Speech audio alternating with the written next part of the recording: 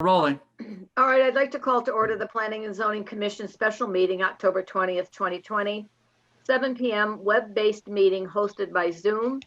It's two public hearings continued. The first is Oakwoods LLC, Tim Draper, 11 units, Connecticut State Statute 8-30G, affordable housing, 9 Good Hill Road. So I'd like to turn this over to the applicant. Mike Mizuko. Or Mike Mizuko speaking. I don't know if it's Neil on. I'll take that as a no. I don't see him.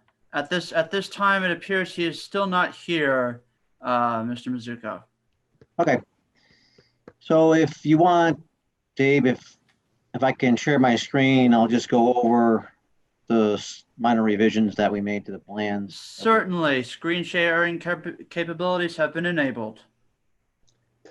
Okay, I'm just going to share my AutoCAD screen because it's a little bit easier for me to maneuver and zoom in and zoom out. So this is the site plan, and we added a recreation area. We are not seeing it, sir. No. Oh, sorry.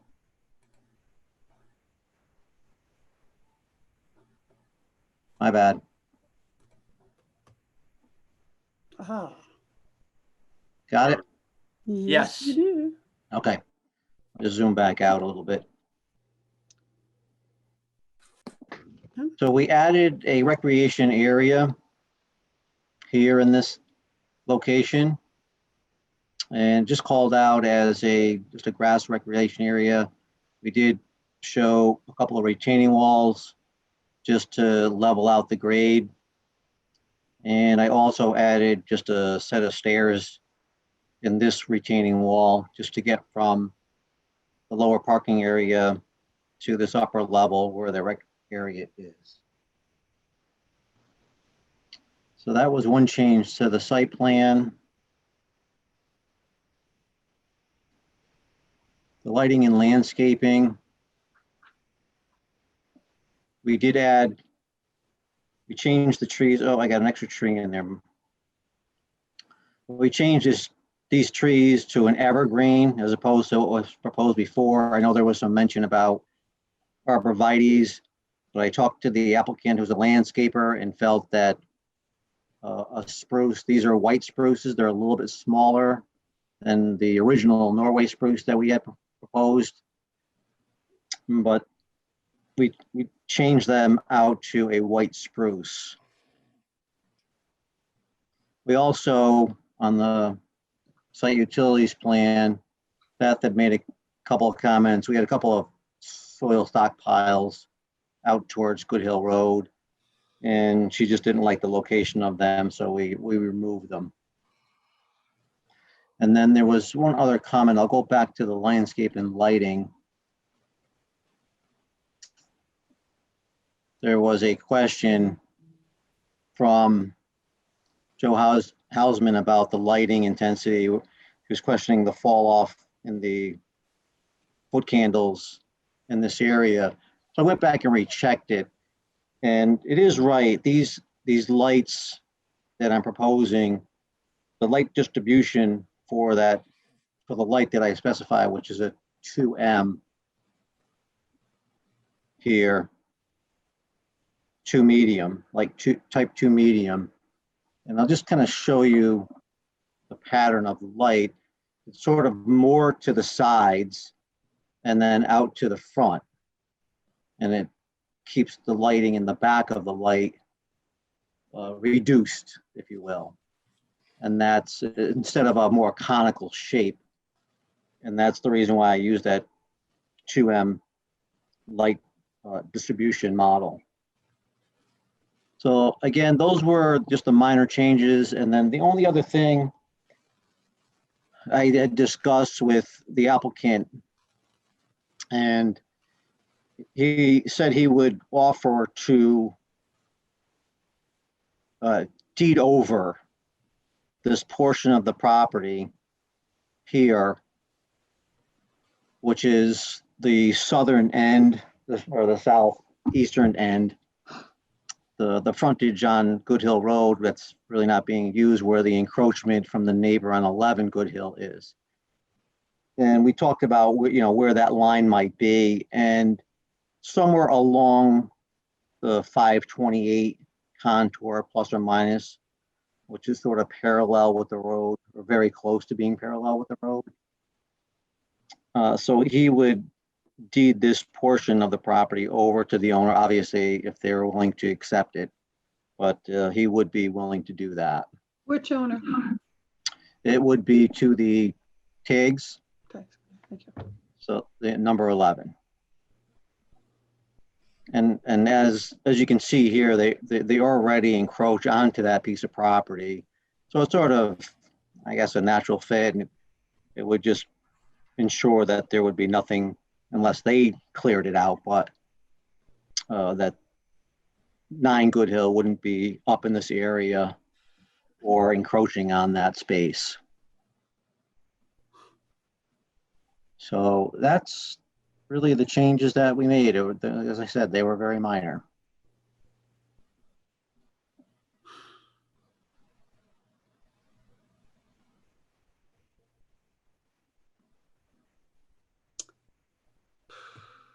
Mr. Mizuko, if I may ask a question, these what you've just described here by showing this to the commission and the public, all these comments are mentioned in your latest response to the commission for the record, correct? Yes. Okay. And I have a question about the trees. Going to a white spruce from a Norway spruce, what's the difference in height and width of the trees? I think the Norway was probably 60 feet plus in height, whereas these I think are 40 to 50, and the width was, I think, around 10 to 20 feet, as opposed to the Norway, which are slightly bigger. And the reason for the change? Well, just the concern for just the overall size of the tree in that space, and just trying, to keep the height down a little bit. I mean, you get 40 feet and it's substantial enough to block everything out, Okay, and it's not going to be too large, and it is just a little bit of a confined space. But between all of the spruce trees, the blue spruce, the Norway spruce, and the white spruce was the smallest species. okay. Do you have a picture of the lighting?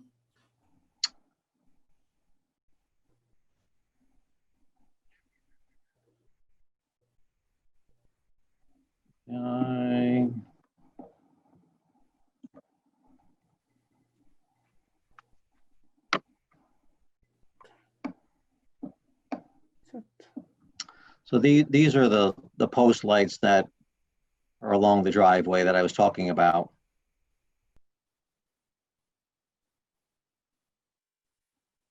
How tall are they? Those were 8 feet.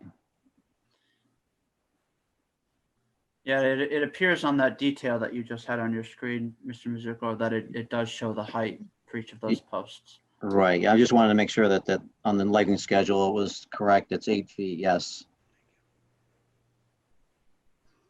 Mm-hmm. Oh, I can't read that. Thanks. Thank you. So they're not down lights. Well, there's a cover on top, so they're all down light. Yeah, The actual lights are on the underside of this cone. yeah, but it will show all the way around. The light. Right, but as I explained in the type 2 distribution, it's more side and front, so it is sort of directional on that particular model. Hmm, How many are there of those lights? a lot. These here,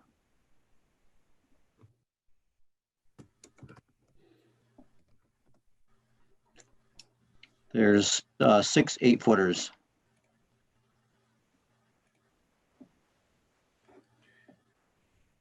So you've got 1, 2, 3, 4, 5, 6.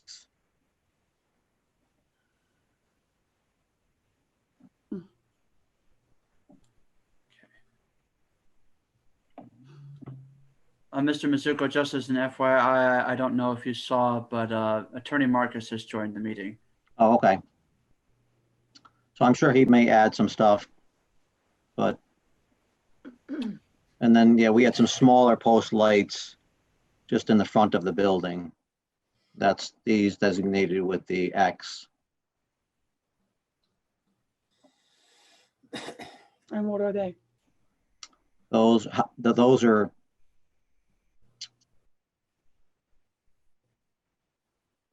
are 7 feet high. Same type of light. Similar, it's a type 5, which is more of the conical. I went back to the conical and a short throw, just so it's not throwing it out too far. So it's keeping it more of a downward conical shape.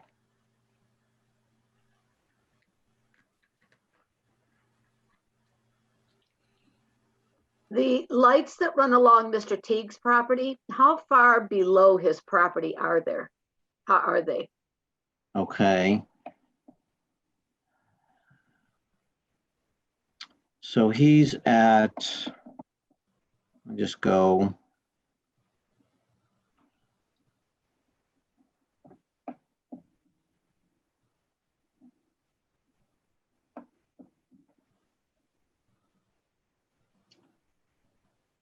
Just bear with me a second. Thank you.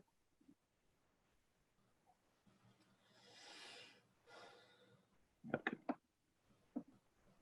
So I just wanted to get down to the profile. So his first floor is like around 532. Mhm. And this is roughly 518. So about 14 feet lower, Okay. less the height of the light. So Okay. 6 feet lower is the top of the light below his first floor. Right. And that would be similar to this light over here. This one's a little bit lower, maybe a foot. And same with this one here, a foot lower than those numbers. Okay. Gotcha.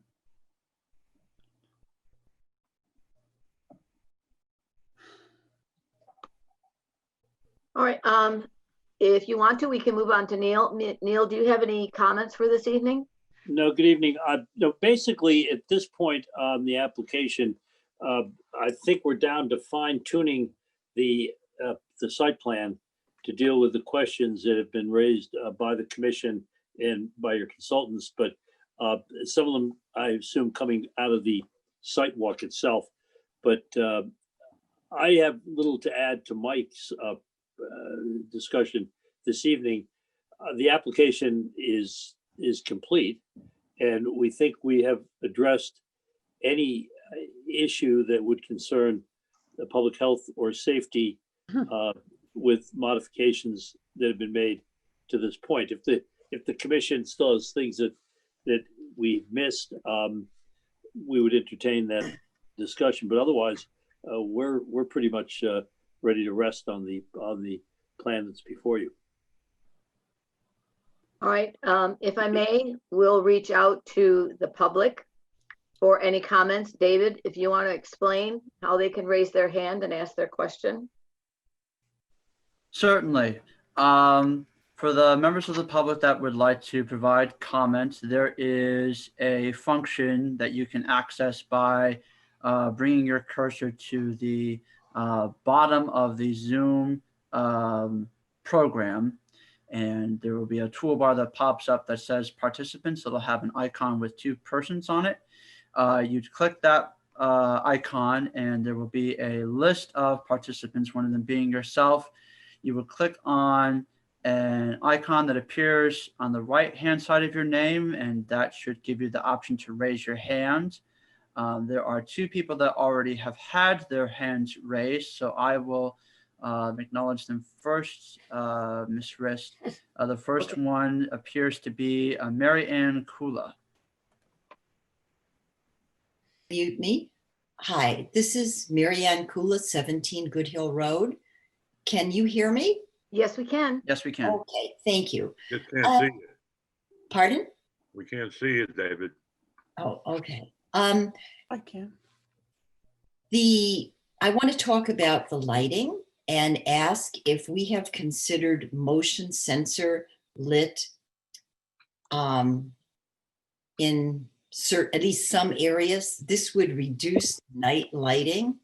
And I go to the Unitarian Universalist Society, and they have this kind of lighting outside, and it's fabulous. You open a door and the light comes on for you. You step into this pool of light and walk to your car, and literally as soon as you're out of the range, within a few seconds, it turns off.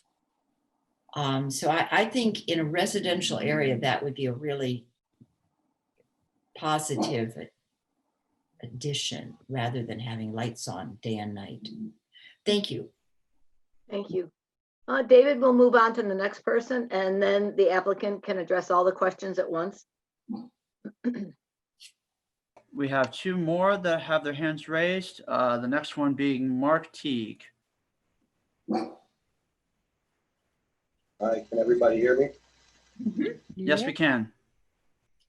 You know, I don't have much more to say. Everybody's heard me talk over and over again.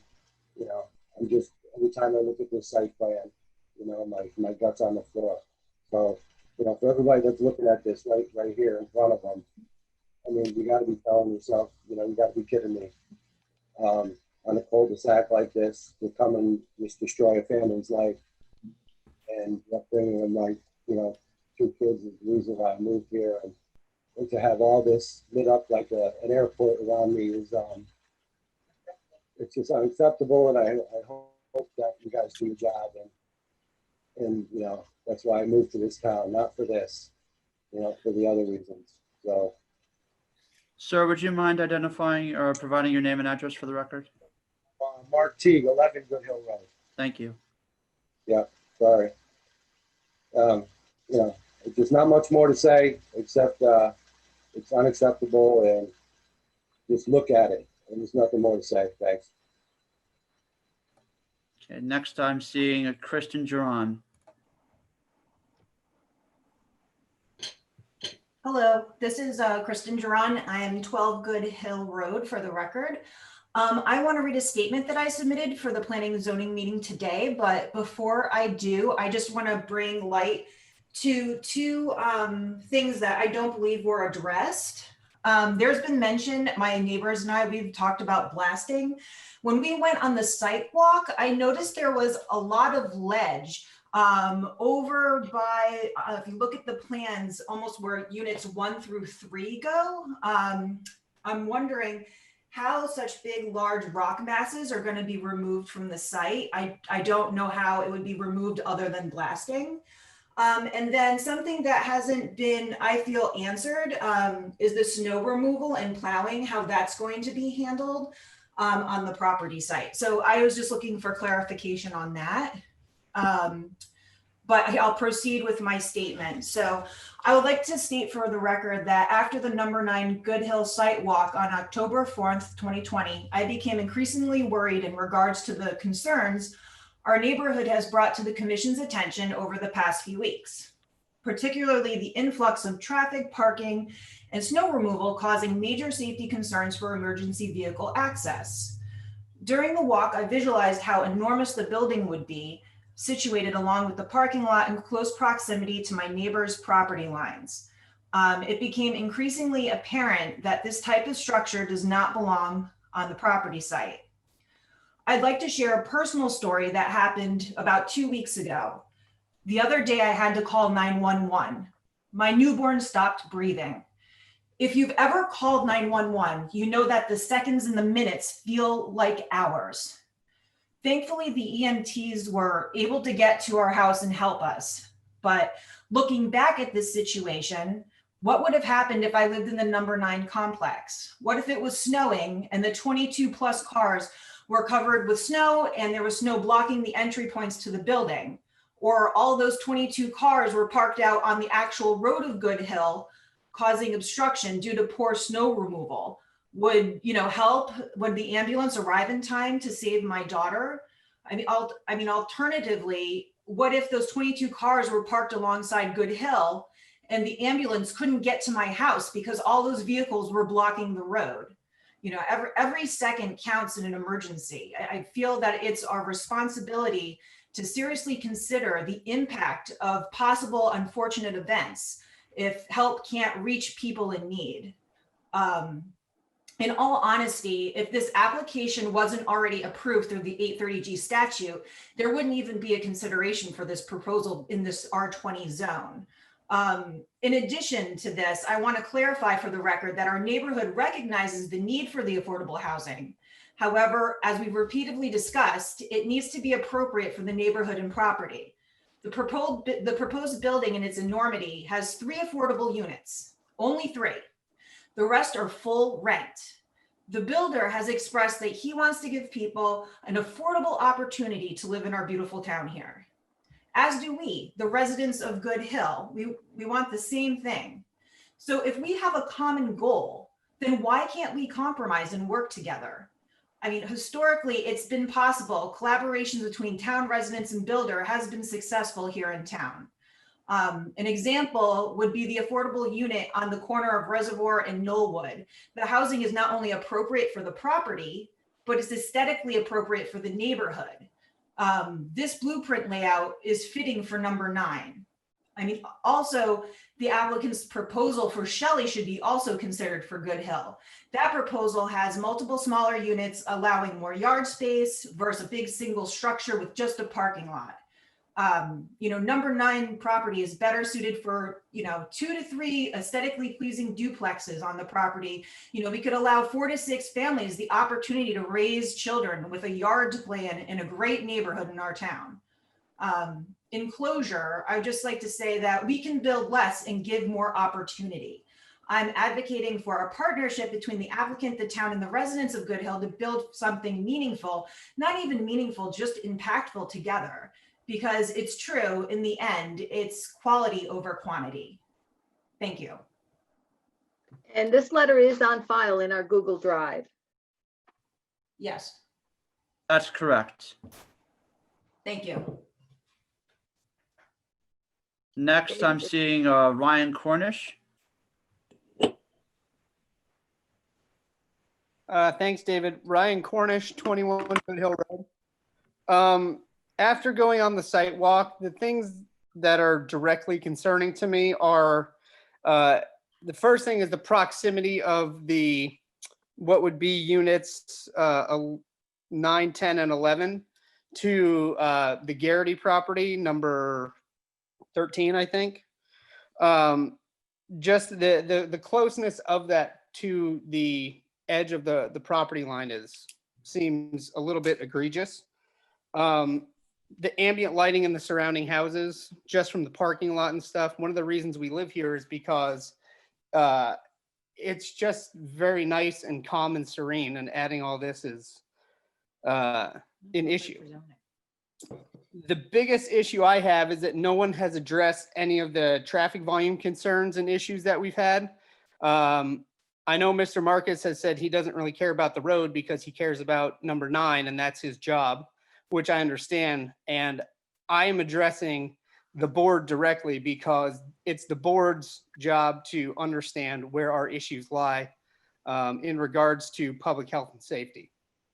So the traffic issue is my biggest concern moving forward. And I will also cite the blasting at the Good Hill end of the driveway. Thank you, Ryan. Next, I'm seeing Mrs. Garrity.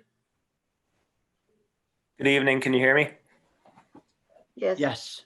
All right. So for the record, my name is Rich Garrity. I am at 13 Good Hill Road in Bethel. I just wanted to make a statement tonight that after doing the site walk and just seeing the closeness of proximity and the enormity of this building, not to mention from my property line, but to the Teagues, that at the end of the day, this structure is just way too big for this area. We've talked about these traffic concerns and we still don't seem to get a good answer on that.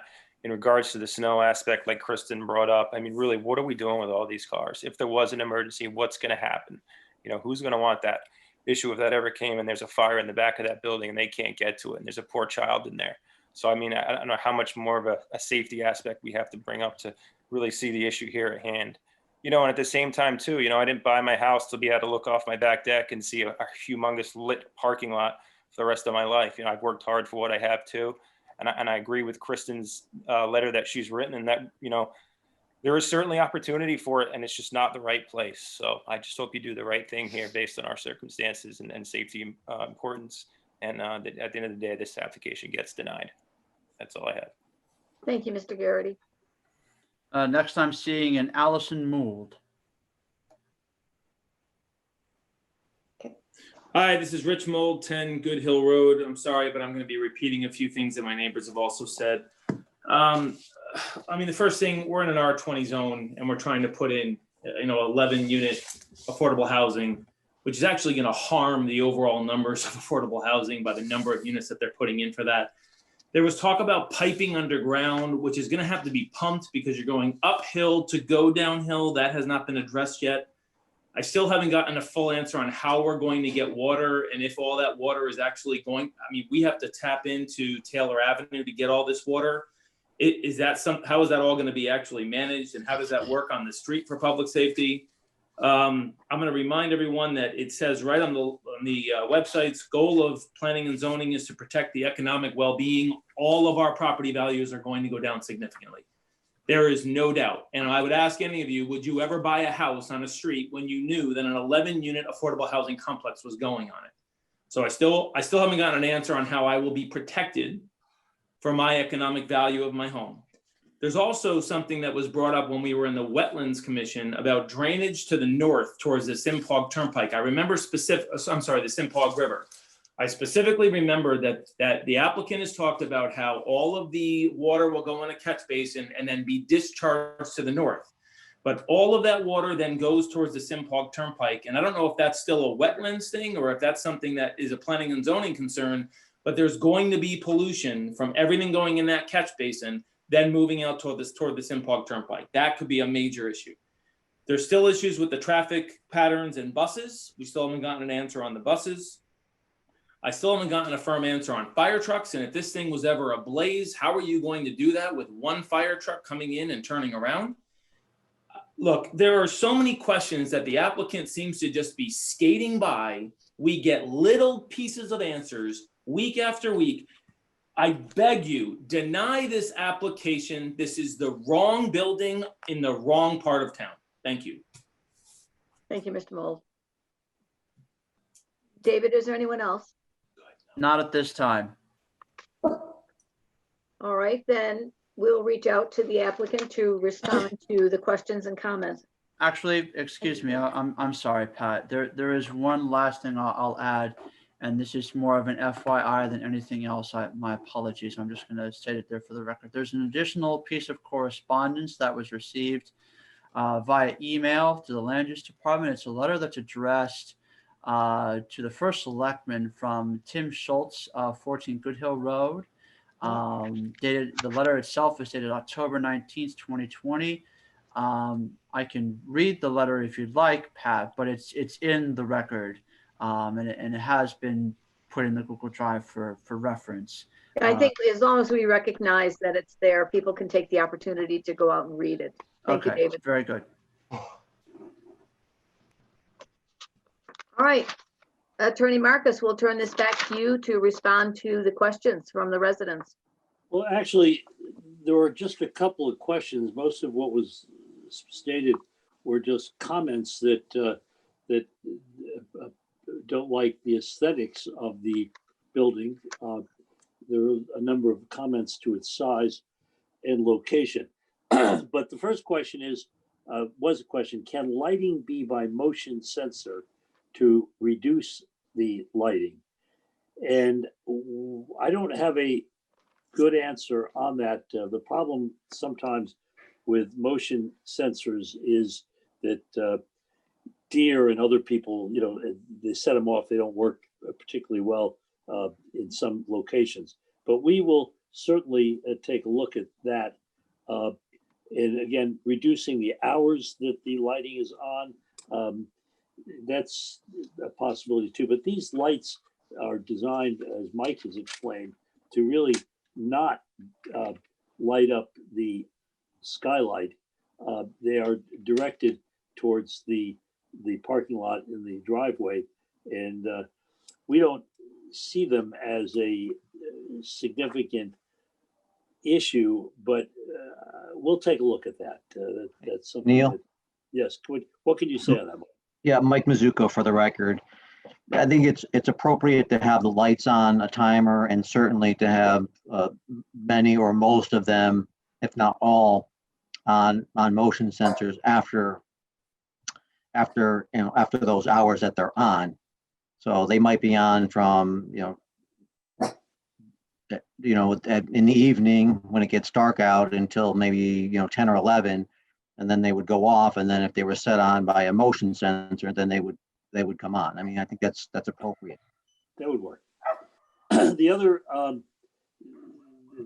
other question was, Mike, maybe you could help on this. Christian Giron noticed ledge near units 1 and 3 and wants to know why we think that will not require blasting. Do you have any thought on that, the ledge that she noticed? Yes, you shut my screen share down, David? You can resume screen sharing if you wish. Okay. Mr. Mizuko. Yeah, it's just better that I sort of explain it. Yeah. So yeah, that was the area that in question is in the areas, really it's area, it's the unit number 1. And I explained in this corner of the property, there is some rock outcrop.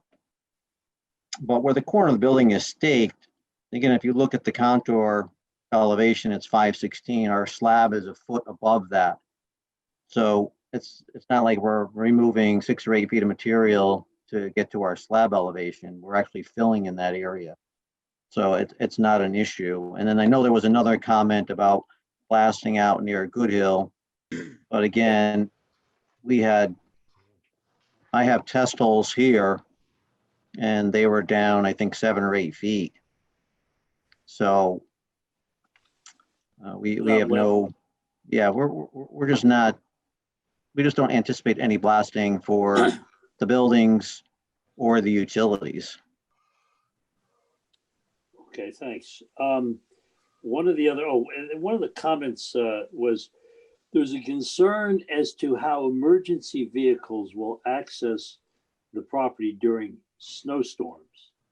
And again, that's really not a concern that's directed solely to this project, because if there's a snowstorm in Bethel, there's a concern apparently as to how the emergency response system fares in a major snowstorm. Now, again, I'm not aware historically if that's been a problem in Bethel. Again, I don't recall any articles in the Danbury paper over the years where rescue vehicles have been stranded in snowstorms.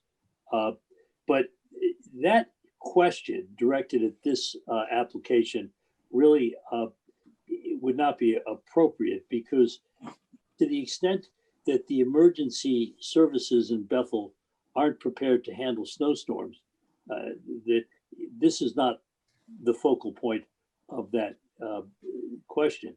So I'm going to say that we can't answer that, because with that question really has to go to the emergency service providers. Again, we don't design for the extraordinary. We design for realistic probabilities. But yeah, I will tell you that a good snowstorm in this area, let alone Bethel, the entire region, presents challenges to all emergency service providers, but there's nothing unique to this property where that is going to be a challenge, because in reality, the access into the property is available. Whether you have to precede an emergency truck with a snowplow, that might happen depending upon how deep the snow is. But the real question is directed, I think, more to the town of Bethel than to the applicant. So I really don't want to address that any further without engaging the emergency service providers in the town. The other question, there was, okay, from Ryan Cornish, he asked what bothers him. Neil, I apologize. May I back up? Because there was a question about snow removal on the property. I don't think you addressed that. Oh, okay, I'm sorry. I thought we had addressed that previously because I remember discussing it. Mike, can you explain that, how this property would be cleared during a snowstorm? Sure. You obviously have islands to push snow into. You have along the side of the driveway in its entirety, and more so out near Good Hill Road, you got more room to push off snow. And then if it becomes to a certain extent that there's too much snow, say, especially around the building area, then a machine will have to come in and they'll have to truck it out. Or sometimes they'll, take it and just move it from the building area, the parking lot, down to where there's more room on the sides of the driveway towards the entrance. Do you have an opinion as to whether, if you have, a 6 to 8 inch snowfall, whether there's sufficient snow storage without doing a removal off the site? Could this? Obviously, you go in, you tilt your plows in one direction. Yeah, you can absolutely. You can push it, and you'd be able to handle a 6 to 8 inch snowstorm here and contain it no problem. Now, the question becomes, if you have multiple 6 or 8 inch storms and it's cold out, then you're not getting any or very much melt. It could build up, and sometimes when it starts building up and maybe melting slightly and then get hard, it's difficult to try to re-push that snow. And in a case like that, you may have to truck it out. Now, the other side is that you get a 24 inch snowstorm and you just have to maybe get a machine in there and start pushing things around or even hauling it off site. Thank you. The other question raised by Mr. Cornish was the proximity of units 9 through 11 to, that's just 9, 10, and 11 are located proximate to the Garrity property. But Mr. Cornish talked about the concern with ambient lighting. I think we've addressed that. But he also mentioned that he doesn't think that the applicant has addressed blasting, which we just did address again. And I think we have addressed it previously. And he also said that traffic volume on the road is problematic. Now, I assume he means the traffic volume on Good Hill Road. We have no indication, and again, Mike, you can chime in if you think that I'm misstating this. We have no indication that by adding 11 multifamily units to Good Hill Road at the proximity to where it intersects with another town road, that Good Hill Road will have more traffic on it than it was designed to handle. Because the impact from 11 units, again, and you're usually talking about the peak hours, is not all that significant. I mean, 11 units during the peak hour doesn't throw off an enormous amount of traffic. So I'm a little confused when the comment comes out that we haven't addressed traffic volume. In reality, we don't see an issue that really needs to be addressed. We don't think that Good Hill Road needs to be widened as it goes into the site. and we don't think that the driveway has insufficient sight lines. We've provided information to the commission. It's on the site plan that's on the screen as to what the sight lines will be. So without hearing a specific concern on traffic, I'm not sure what else we can address. It's, granted, if you're concerned that the road was only, designed for X number of residential units, and we're going to have X plus 5, then you're going to say, what does the plus 5 do to the capacity of the road? And we don't see that that's an issue, because the plus 5 here, in my example, would be relatively insignificant peak hour traffic, and that's really what mostly you're concerned about. And that, of course, is the same issue that was raised by Mr. Garrity. He didn't ask a specific question. Again, if somebody said, I want to know, specifically for example, the sight line, we'll answer that. But to just talk generally, I have traffic concerns. Quite honestly, if you drive up Taylor Avenue in Bethel, which I do frequently, the traffic concerns. The road needs to be maintained from time to time, and if it could be improved, it would be a better road. But there's nothing inherently unsafe about Taylor or Good Hill that needs to be addressed by this project.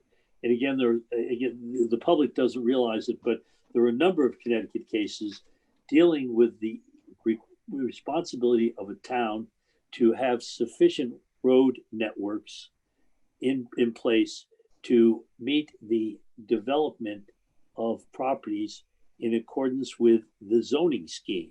And the zoning scheme includes 8-30G. So the famous case is called Buttermilk, and there it had to do with doing a development of property on a dirt road, and whose responsibility it was to upgrade the dirt road, and could the town turn down the development because the dirt road wasn't being improved by the developer? And the answer from the court was no. So again, the traffic authority of the town of Bethel has not, in the review of this, identified a traffic concern that we need to address.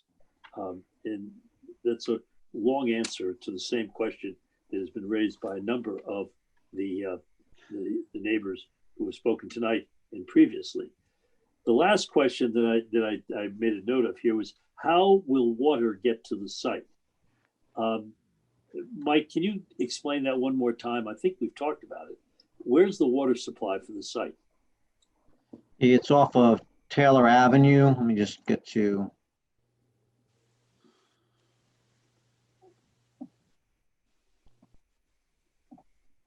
So it's roughly in this area on Taylor Avenue that we would run the line down Taylor Avenue and then up Good Hill Road. And do we have any reason to think that there's not capacity, the Taylor Avenue lacks any capacity to service the project? No, we've been before the public utilities, and it's in the water, it's in their supply area. So they didn't say that there was that there were any issues with the water supply, and then they did issue, I know there was an email sent from Tom Villa about the sewer and the capacity, that it was okay. So no, Attorney no Marcus, issue. Attorney Marcus and Mr. Mizuko, I don't mean to interrupt you. I think the way the question that was asked, I think it was meant to be interpreted about the stormwater management system, not the supply of potable water to the site. Oh, okay. Well, again, I just wrote down as I was listening to Mr. Mould that he said, how will water get to the site? Yeah, I think he asked that. I understood it to be that too, David. And so if we misunderstood it, we just answered a question that wasn't asked. But he also said later on in his comments that he was concerned about pollution from the catch basin. Again, this is a topic that we've been through with inland wetlands for a number of times. I guess, Mike, if you want to answer real quickly, are there concerns that that the catch basins as designed will not handle, when I guess pollution, it means just, cars that leak oil and antifreeze and salt from the road? Well, the catch basins are equipped with an oil hood. They also have sumps to pick up sediment, things like that. I think overall, for a type of development that's residential in nature, there's not a serious concern about oil. Usually anything that really drips off is just absorbed into the pavement.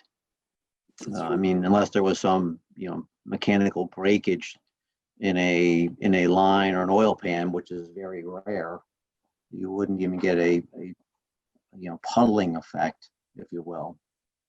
But in addition to that, the stormwater management plan for both systems, the one on the eastern side and the large one for the parking lot, were both designed to store what they call first flush or water quality volume without any discharge.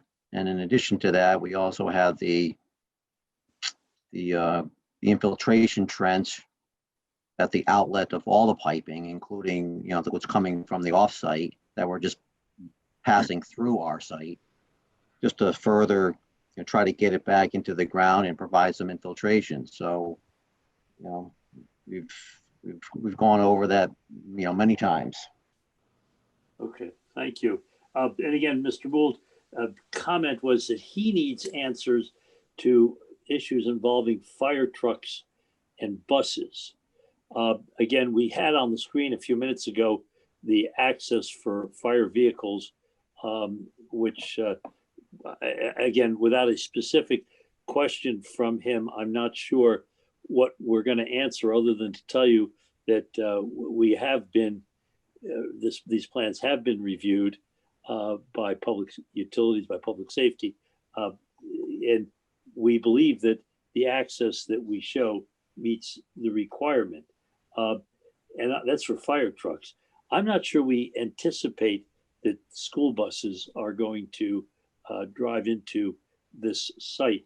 Generally, school buses don't go down private driveways. They pick up school children on the road. So I'm not sure why that hasn't been addressed. We would expect that the school system will arrange their routes as they currently do to service school children on Good Hill Road. So I guess the question is, should we be providing a bus stop shelter at the end of the driveway? The fact of the matter is, quite honestly, if there are a lot of school children who need it, the developer would probably do it anyway. But we don't anticipate at this point that there's special needs for school buses to access Good Hill Road. However, they're currently accessing seems to be working. So those were the questions. I mean, a lot of the other comments were about 8-30G and the appropriate affordable housing and the need for the town to have a collaborative housing efforts with people who want to provide affordable housing. And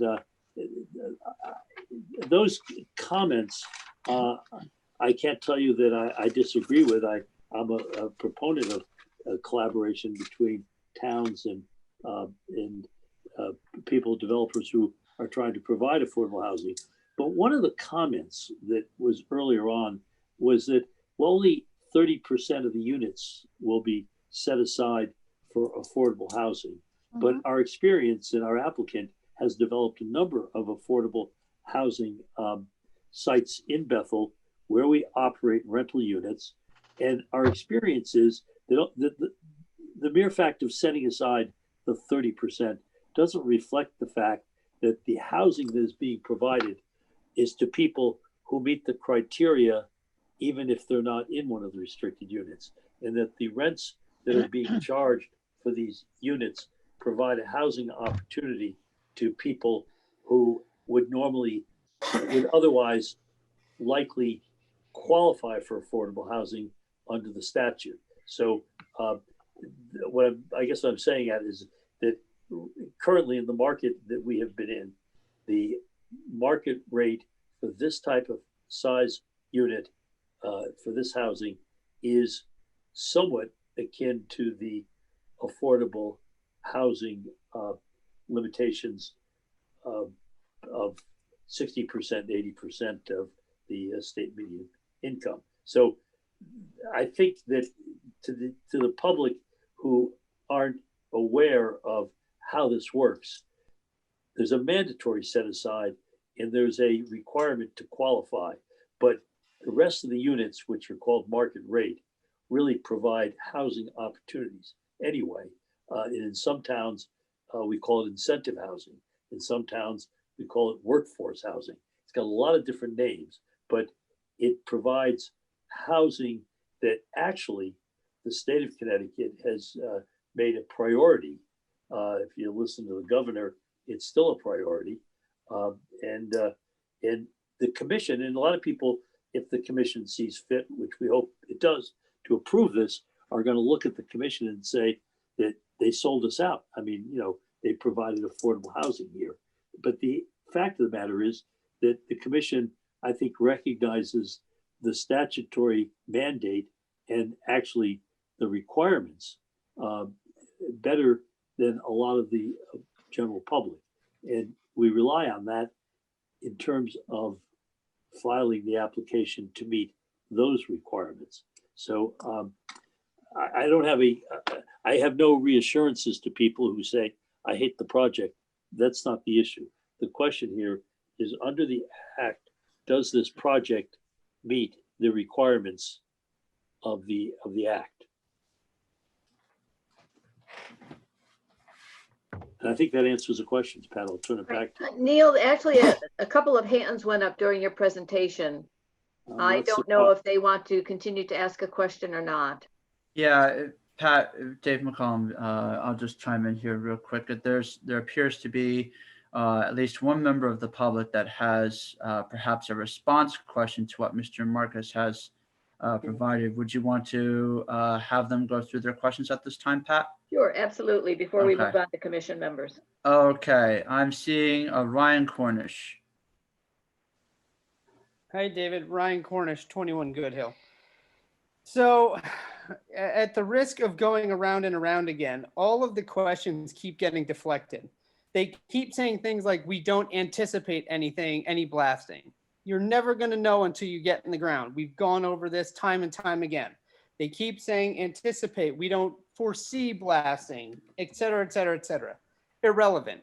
Until you get in the ground in the deepest part, which is down by Good Hill, for the drainage, you're not going to know. Second thing, the plowing, which finally got somewhat corrected, is not a concern about Good Hill roads being plowed.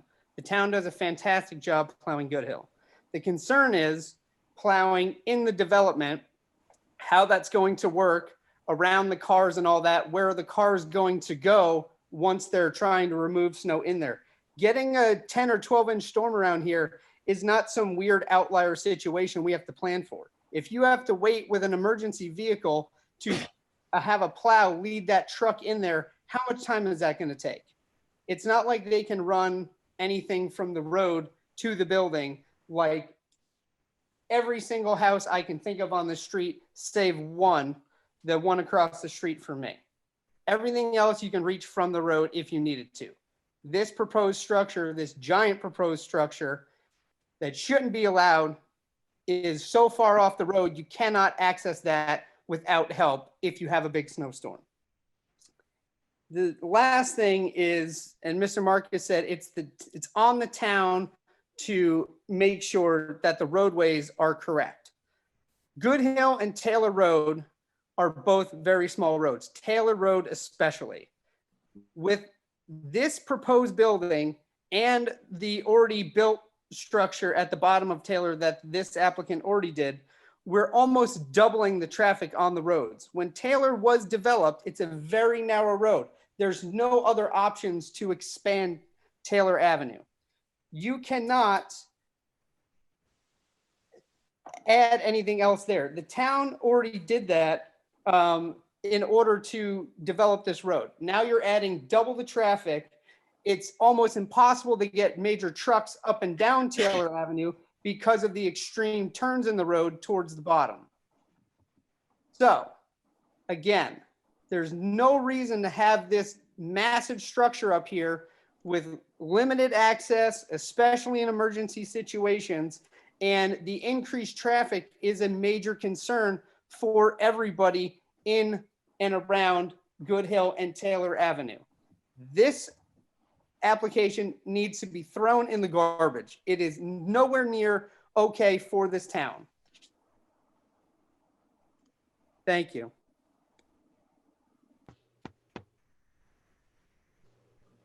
David, was there anyone else? There doesn't appear to be anyone else at this time.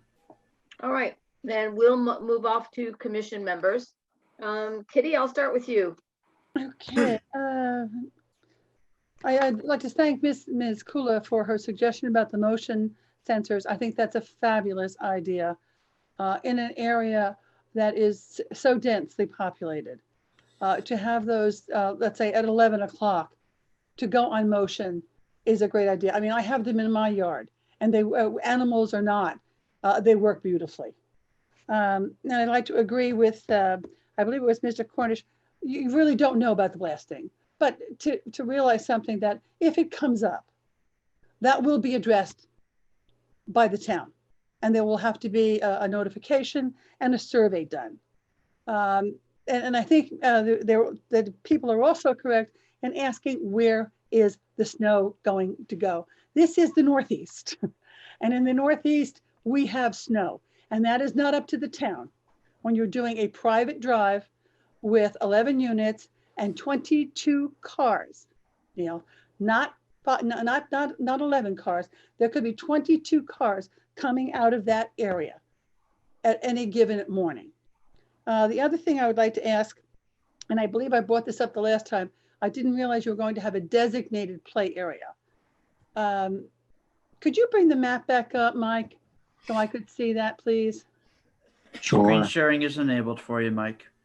Thanks. I don't think it's going to be a problem. I think because of the lay of the land. For instance, where the play area is in connection to Mr. Teague's property, what is the elevations there? So the play area is 518, and Yeah, for roughly 522, 523 is the, Mr. Teague's property. well, his first floor, what did I say, was 532. No, but I mean just the not the first, well, the regular, where you see paved drive. Well, you can see here is 520, right here is 530. So it's not, so it would not be inconceivable then for people to be in this play area to walk onto Mr. Teague's property. Well, he does have a fence right here, so. Yeah, well, what about the back portion? There's a large portion, the big black line here, where it says. Well, that's a property line. Exactly. Yeah, I mean, I believe I said the last time when we talked about this, that it was a concern of mine that people living in this building would not know the difference and would walk from the building area onto Mr. Teague's property. So I think Mr. Teague should have some sort of, let's say maybe a low-lying fence, maybe 3 or 4 feet to, so people would not go walking onto his property and, you know, put him in some sort of financially at risk problem. I mean, that is his property and people from other buildings shouldn't be walking on it. Yeah, I don't think the applicant would have an issue with putting in. That's why I'm bringing it up. Yeah, a fence from his existing fence down to our north-south property line here. No, that is specifically why I'm bringing it up. I don't think he would. And I think that the other property owners, when you see what we've done to what this application has done to Mr. Teague's property, I think you should be giving every benefit that can possibly be given to to a person. And I think Right. that's it for me for now. Thank you, Kitty. John, I don't have anything, Pat. Thank you. Penny, Ooh, ooh, ooh, ooh. Nothing right now. Thank you. thank you, Penny. Ken, To all of the local neighbors there who are unhappy with this project, I can really understand your position here.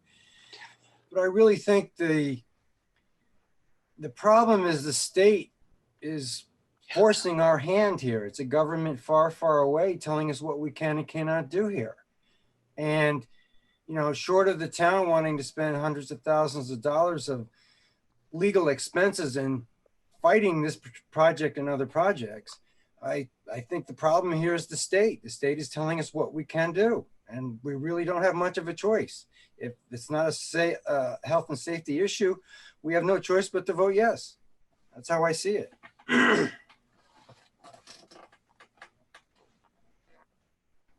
it. Pat, you are muted. You're muted, Pat. What's that? it keeps muting me.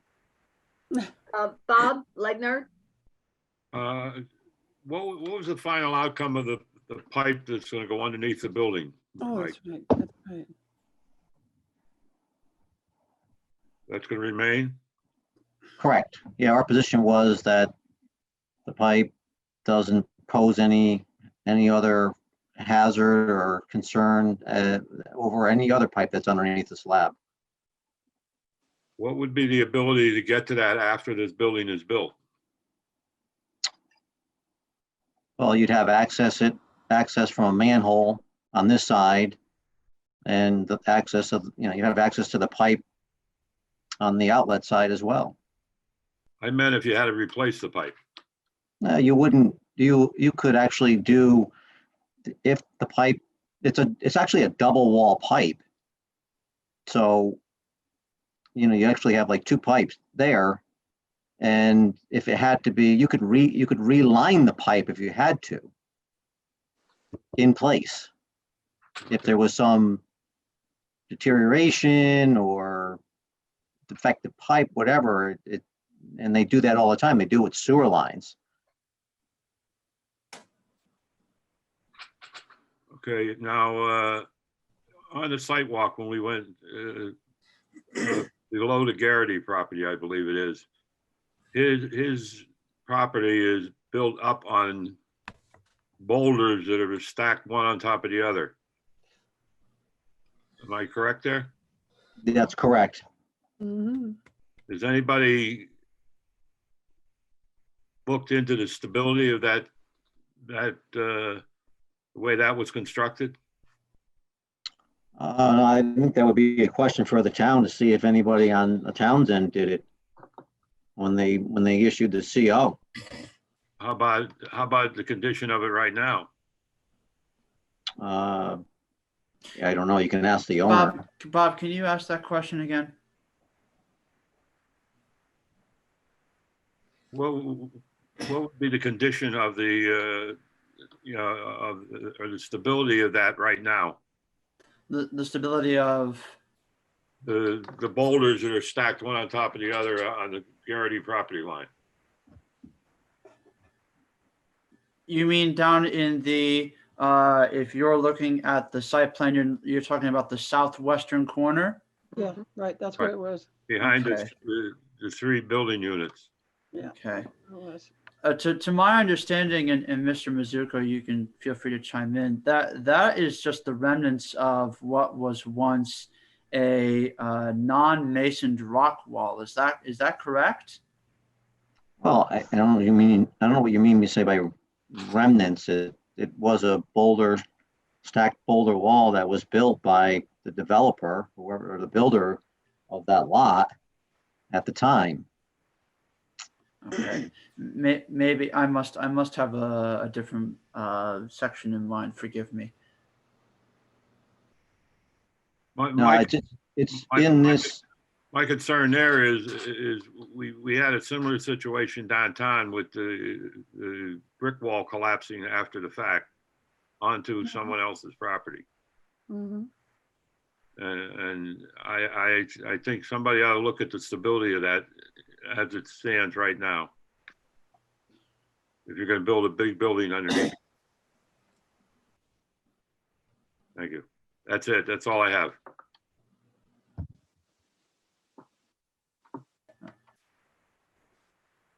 Pat, you were muted again. Rob Stoll, you're next. Thanks, Pat. I have just a question. Rob, you're gonna have to speak up. Your voice is quite low. Okay, is that any better? Yes, it is. Thank you. Okay. My questions relate to the lighting. And I was wondering if we have manufacturer specifications on what you're proposing in there, specifically, the manufacturers, what they say, what the actual light pattern is of those lights down the driveway and in the parking lot, including showing what the spread of it would be, the number of lumens, and I mean the wattage is kind of it's relevant, but it's kind of irrelevant given that they're probably going to be LED lights. But the lumens would be very helpful to know.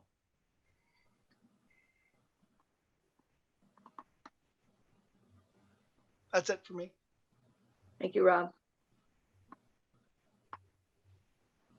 Who would like to answer that question? oh, Mike, you have the answer to that one? sure, with regard to the lighting. So we do have on the landscape and lighting plan, I have the lighting intensity values on that. That's the numbers in the Cayenne. That's the foot candle for the lights that we specified. And, we do have a detail of it, and we also have in the legend lumens of the lights, God. the coloring of the light color. And I'm sorry to interrupt. Could you go back to the lumens, please? Because it's really hard for me to see on my screen what those numbers are. 1656. Yes. Yes. yeah, those are the 15. two small post lights, and then the two larger lights. Okay, got them. All Thank right. you. You're welcome. Linda No further questions. and Rob Wallace. Yeah, hi all. Can you hear me? Yes. Okay, great. I just want to echo a little bit of what Ken said about this. I certainly feel for the neighbors in this case. In an ideal world, this is definitely a less than ideal development. Generally not appropriate for the neighborhood, in my personal opinion. But as Ken said, I think our hands are tied by the A30G regulations, and we wind up at if we're fighting the state, it's an unwinnable situation, which is unfortunate. That's I just wanted to give my opinion on that. I had a little bit of issue with my audio at the very beginning of the meeting, so I just wanted to confirm something that I thought I heard. Did I hear that the developer is deeding a portion of the property to Mr. Teague as part of this process that differs from what we see here? So that would be the buffer between the Teague and the Garrity property? Yes, for the record, Mike Mizuko, as I mentioned, maybe you didn't hear, but it would be this portion of the site. So following that contour line. Roughly the 528 contour, which would encompass the encroachment onto the applicant's property from Teague's. And it would include that all the way out to Good Hill Road. So this section in here, I didn't compute out the area, but if they're willing to accept it, the applicant's willing to prepare the mapping and do the deeds and whatever to transfer it over to the Teagues. Okay, I just wanted to make sure I heard that right because my audio wasn't good. Sure. Other than that, I don't have any other questions. Thanks. Okay, thank you, Rob. No, I have no questions. Pretty much everybody brought up things that were a concern to me. Chuck, is there anything you wanted to add to this? Chuck Andrus, attorney for the commission, for the record. I have two things. First, I believe our engineer is here. Yes, he Mr. is. Parfitt. And I just wanted to check and see if he had any comments that he wished to make in response to what the applicant has presented. We're Barry Parfitt, professional engineer for the record with Wright Pierce. Regarding the resubmittal, the comments, none of our comments were really addressed from the previous submittal. So basically our substantial comments really are concerning the pipe that goes underneath the building on the northwest corner. We still maintain our initial statement that the location of the drainage piping underneath the building with a non-building drain is not recommended for this particular site. So we maintain that comment. And also the we noted that the drawings we didn't find on the drawings that the method of ledge removal was specified. We know that was commented on, that blasting would not be used, but we didn't note that on the drawings that the ledge would be removed by hammer only. So those were our two main comments regarding this latest submittal. Thank you. And Pat, I had one other comment is I know, just for the record, our planning director, Beth Gavagda, is not here this evening. Her husband's had medical, it's not secret, there's a medical emergency that she's had to deal with. I know that she had wanted to submit into the record evidence about what Bethel has done for affordable housing. The reason for that is, as everyone has pointed out, this is an 830G application. One of the criteria of 830G is that there has to be issues of substantial public health and safety. And those issues have to clearly outweigh the need for affordable housing. So for that balancing component of the statute, we wanted to have something in the record about just what Bethel has done for affordable housing. So just in terms of closing the hearing, unless I know she wanted to get that in, and unfortunately due to medical issues that she could not address, she wasn't able to complete that. Thank you, Chuck. Now, any responses to Mr. Parfitt's comments? Mr. Again, Mizuko? Pat, before you go to Mike, I'm not sure, again, I understand exactly. He said that he doesn't recommend the pipe under the building is, but he hasn't identified, other than what he recommends, what the health or safety issue is involving that pipe. Is there something that he thinks we should be concerned about that involves health or safety? I'm just not sure. So to answer that question before Mike does, if he could specify, it might make it easier to answer. Okay. Barry, would you answer that, please? Yes, Barry Parfitt. Our original comment from June stated that the construction of stormwater drainage piping underneath the building with a non-building drain source is not recommended due to the potential pipe failure, resulting in washout of the subgrade below the slab if it were to break or separate, which could lead to settlement or cracking of the slab of the building in that area. Well, again, on that one, Barry, if I can, Mike addressed when Bob asked the question about the pipe under the building. The type of construction of that pipe, we believe, addresses that concern that it's not likely to fail. And then, of course, as you know from your professional experience, when you have a pipe under any structure, that they are repairable by either sleeving them, or what we did in North Haven in a project where we had to actually jack a pipe through a pipe. And there's a process by which you can jack a new pipe under a structure and actually blast the old pipe out as part of that construction process. So to the extent we're concerned about failure, which is the old if, I mean, the one thing I hate in dealing with any affordable housing application is the what ifs. But if there is a problem, I think Mike Mizuko has also already identified the common solution.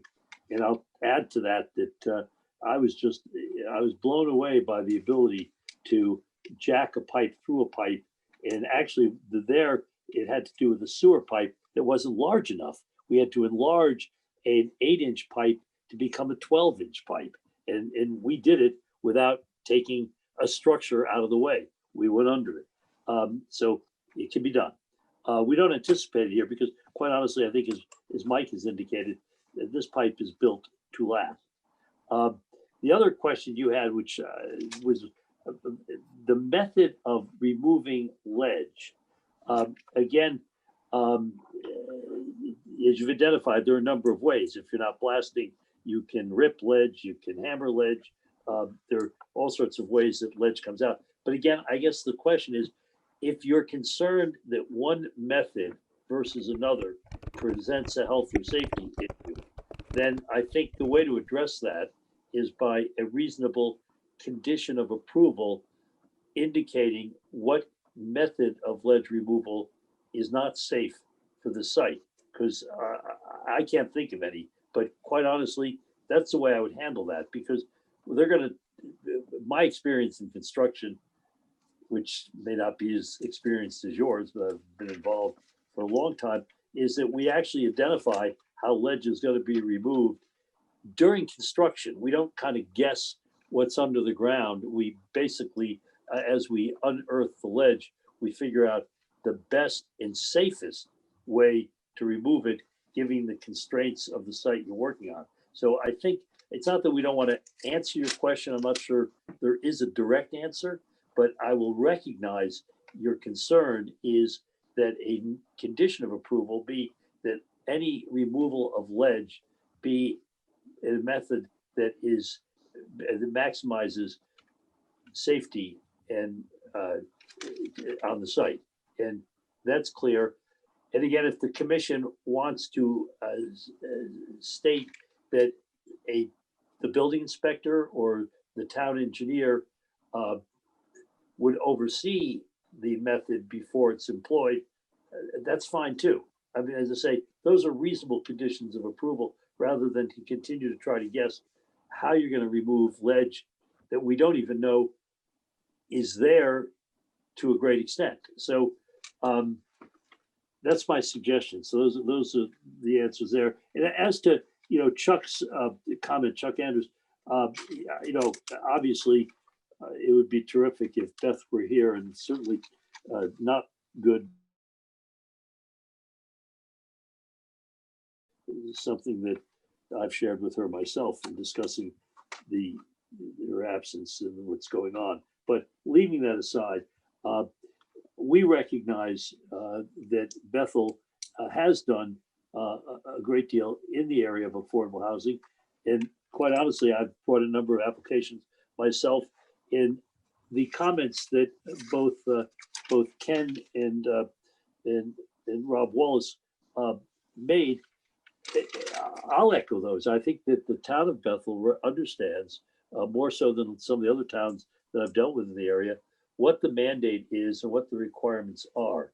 And to the extent that Beth wants to take credit for that, I'll acknowledge that even in her absence, that she personally has done a great deal and through the commission to see that 8-30G does work. So I'll acknowledge that. On some of the other questions, Mike answered a lot of them as we went along. The lighting, some of Bob's questions about the pipe. So my other kind of general comment is that to the extent there are issues, and by the way, Kitty's, I shouldn't forget Kitty, who started first. Her comments, I think Mike has already indicated that that we can address those either by the condition of approval, fencing where appropriate. You're not going to get an argument. As he said, motion detectors on lights, you're not going to get an argument. And the blasting issue that she talked about, of course, is correct. The blasting is highly regulated in the state of Connecticut by the towns. Permits are issued to only licensed blasters, and there are not a lot of them. And the requirements for pre-blast surveys and insurance are significant. So I think that's our answers. I'll ask Mike to address any other open-ended issue that the commission has raised that he can think of at this point. If you have any, Mike. No, I'll just reiterate again, Mike Mizuko for the record, with regard to the blasting. We do have, it's not like we're going into this site blindly. I have test holes. I know the grades that I'm working at with regard to the slab elevations or utility lines, because we do have test holes out near the end of the driveway because there was concern about blasting there, but we do have test holes. We got down 7 feet, and I don't think even at that elevation, we didn't hit any ledge. So none was noted there. We just got down 7 feet. It was sufficiently deep enough for our design for the stormwater management system. But again, if you look at those numbers and you tie into the elevation of the sewer line, again, I'm saying with a fair degree of certainty that we're not going to have any blasting. If you get a little, obviously we don't know exactly, could be 20 feet over, you could have a little bit of a knob. Yes, you hammer it out. But for the most part, we don't have any place on the site where I can say that we have to have some mass blasting done. It's not there. And I've said it so many times, I think I'm just getting tired of saying it. We do have one spot in the back of units 9, 10, 11. We have to cut the grade roughly 2 to 3 feet, but there was no ledge outcroppings over there at all. So again, even if we hit a little knob in there, a hammer will take it out. We don't anticipate blasting. And we don't anticipate much rock removal. So that's what I have to say about the blasting. Okay, I just want to ask Barry a quick question. As our subject matter expert, are you content with the responses that Mike is giving you to your 2 comments? As far as the blasting, our only comment was that it was noted on the drawings. I certainly agree with the comment of it being a condition of approval, and our comment of having it on the drawings as well would just be another way of enforcing that so that the contractor would see that on the drawings. So that was the intent of that comment, of specifying or indicating that restriction for no blasting on the drawings. As far as the pipe under the building, I think that it just comes down to a matter of engineering opinion on this. We have consulted with our structural engineers within Wright Pierce, and our concern is, yes, it could be repaired. Certainly, there are many good methods for repairing pipe in place, but getting to that point, we don't want it to get to a point where it becomes a problem like that. If there is a pipe failure and by the time it's discovered, there may be damage to the building itself too. And that's what our concern is regarding that. And our comments are basically stating that concern. Okay, thank you, Barry. Mike, I'm going to ask, is it possible that the drawings do reflect ledge removal? We can certainly add a note, and I don't think obviously, I think with the amount of discussions that we had on the topic, that it would probably a condition of approval, and at the appropriate time, I can add the note, yes. Okay, thank you. All right, this hearing is going to be continued. So Chuck, did you want to add anything else or? No. If we're going to continue the hearing, I have no other. Okay, perfect. Well, hang on here, Pat, if I may interrupt just as an order of proceedings. It is to my understanding that if we are going to extend this public hearing, that we would have to have consent from the. Neil was going to take care of that. Neil, were you able to get that from your client? Actually, as I indicated to Chuck in our telephone conference earlier this afternoon, or late this afternoon, my client at this point is not inclined to grant any continuances, given the fact that this application was filed so long ago, and actually the governor gave lots of continuances in response to COVID-19, where all the time periods in this whole section of the law dealing with land use applications have been extended. So I'm not in a position at this point to continue. And actually, I'm not sure why we are continuing it. At this point, the questions have been answered, and there's not a lot of major open issues, and that anything that does still exist can be handled, as the statute says, by reasonable conditions. Madam Chair, can I make some comments? Yes. First, Mr. Marcus, would you agree that we have no problem about the affordable housing memo? You've indicated that Bethel has done great things for affordable housing. And what we were looking for was to have Beth write a memo just to document these projects have been approved. These are the regulations we have in place. Do you have any problem her putting that in the record if we close this hearing tonight? Putting it in after the fact? I think that the planner can advise the commission generally. So yeah, I mean, it's not unusual for a planner to sum up for the commission and actually draft the proposed memorandum or proposed motion for approval or denial, as the case would be. And to the extent she wants to, put in information that supports her position, I can't edit her work. She has the right to do that. Okay, so then you have no objection doing what I said. You prepare a memo. This is what the town has done for affordable housing. You have no problem with that. Yeah, I have no problem. I mean, Okay, so that's one reason we wanted to keep the hearing open, because she wanted to submit that in the record in both cases. And she was going to, but we've had medical emergencies, and she hasn't been able to, but we'll put it in anyway. Yeah, and by the way, without objection. Chuck, I'll go one step further. I don't think you need my consent. I think she has the right to do it, but I'm not going to. Yeah, the only reason, Neil, that I mentioned is because it may raise factual data that isn't there now. We approved X site, and this site has affordable housing, and that's not on the record right now. So I just, no surprises, but that's assuming what we would have. I have no problem. And then the second question, the only other reason is there seems to be a disagreement among the engineers regarding the issues of having a pipe under a building and whether that's a safety issue. But let me just ask Mr. Parfitt, is there another way of routing the pipe you would recommend, or what would you recommend? That's certainly a possibility.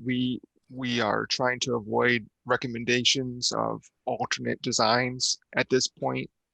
There are certainly other ways of doing the stormwater routing, and other considerations that could be made to avoid that type of the concerns that we have. Right, and the reason, again, I'm asking that now is that, as Mr. Marcus has emphasized, that if there's a public safety issue that can be addressed by conditions, then that's one of the obligations of a commission in an 830G case. So, and I know we want to dance around this issue. Well, it's not the commission's obligation to design the application. You're absolutely right. That said, if something can be addressed by a condition, it's not designing, but I don't know is there some way that this could be addressed? And again, maybe the commission doesn't even go there. I just want to make sure the record is addressed on that issue. I would answer yes. There are certain conditions I believe could be made. Yes. Okay. And then Mr. Parfitt can also, after the close of the public hearing, just like a town planner, is also free to speak and advise commission members when discussing deliberations and votes. Again, if you're looking at my comment on that, Chuck, I think you're correct that the engineer can help the town with reasonable conditions of approval, including if he thinks that there's a construction method that addresses this better than what would be shown on the plan. There are all sorts of ways that he can, in fact, and under the statute, I think, has somewhat of an obligation to do. That's not a problem. Okay. Okay, I don't know if there are other issues about, we may be able to close the hearing then if with that understanding that the advice can be given both by the town planner and by Mr. Parfitt and recommendations as part of that, including, you know, information about the affordable housing as we've discussed that's existing now. So. All right, so I'm just going to ask each individual commissioner. We'd like to make a motion to close the hearing. Kitty? Kitty, are you there? John? Yeah, I had a little personal emergency here. Kitty, we're making a motion to close the hearing. Oh, you are? Oh, okay. Okay. Oh, we're not making a motion to close it. We're just taking a consensus. That's why I'm asking each commissioner. I want to make sure we have the consensus. John? I guess I can't see everybody. We can't see hands up in the air. Right, that's fine. I see reasons to keep it open, but if the applicant is not willing to give us an extension, it is what it is. So I guess our hands are tied, right? Yes. In more ways than one, yes. Penny? Sure. Ken? Yes. Bob? I would like to keep it open also to get some more input, but if the commission feels they want to close it, close it. Okay, Rob? Stowell? Stowell, I'm sorry. That's okay. I think my lighting questions are still open in terms of the spread of the light. And looking at those lumen numbers and just looking at some other data, it seems some of those numbers seem awfully high based on what I've been able to see online in terms of recommended numbers, including that 35, 37 amount. And, you know, I think for the neighbors, appropriate lighting is really necessary because, you know, they could end up being able to, you know, read in their bathrooms without the lights on. So you wish to keep the hearing open? I would recommend keeping it open, but just to get those those diagrams from the manufacturers. Okay, Linda? I'm okay with closing it. And Rob Wallace? Another voice for keeping it open. Well, we have, of our regular members, we have 2, 3, 4 who wish to close, 2 to keep it open. Of our alternates, we have 2 who wish to keep it open and 1 to close. I would also say to keep it open, but unfortunately our applicant is not going along with that. So I don't think we have a choice. That's his prerogative. Yes, it is. Yeah. So This is Penny also. And if I thought that there were value in keeping it open, I would say keep it open. There are a lot of still open areas, but you won't give us the extension. Yeah, I don't see as much we can and do. apparently we don't have a choice. Chuck Anderson, attorney for the commission. When I did the count, I think we have 2 more days. So we could keep it open till Thursday.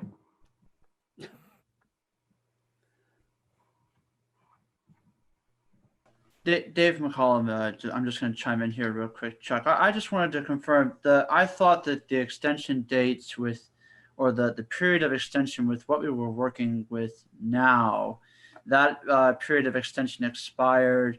I thought it was November 2nd. Is that incorrect? I thought we had it ran, I believe, from August 4th. Okay. And 90 days from them, which I counted out to be till Thursday. Okay, let me just let me run that on. Let me get a quick calculation on that, if you don't mind. Yeah, and Dave, I don't know how did you get to November 2nd? Do you know? I mean, I'm going by for what I recall. Yes, we did have the 90 days per that executive order that was granted. I was aware that I'm working with the same date that you are, with the hearing opening August 4th. I may have been doing my math wrong when I came to that date, so I'm from now. I think 90 days does go to November. Well, if we can keep this open until Thursday, we have to have commission members available to meet on Thursday to discuss this. it could be tomorrow or Thursday. Okay. I mean, that's what I counted, but. All right. Yeah, I can't do tomorrow. How many people here can do Thursday? Yes. Pat, can I just start? So Sure. I think, Go ahead, John. I think if the only option is to go to Thursday, and it has to be closed, I just say close it tonight, because if some of us aren't available tomorrow and some are available on Thursday, you're not going to have information that's going to make it valuable. Excuse me, everybody. I don't mean to interrupt.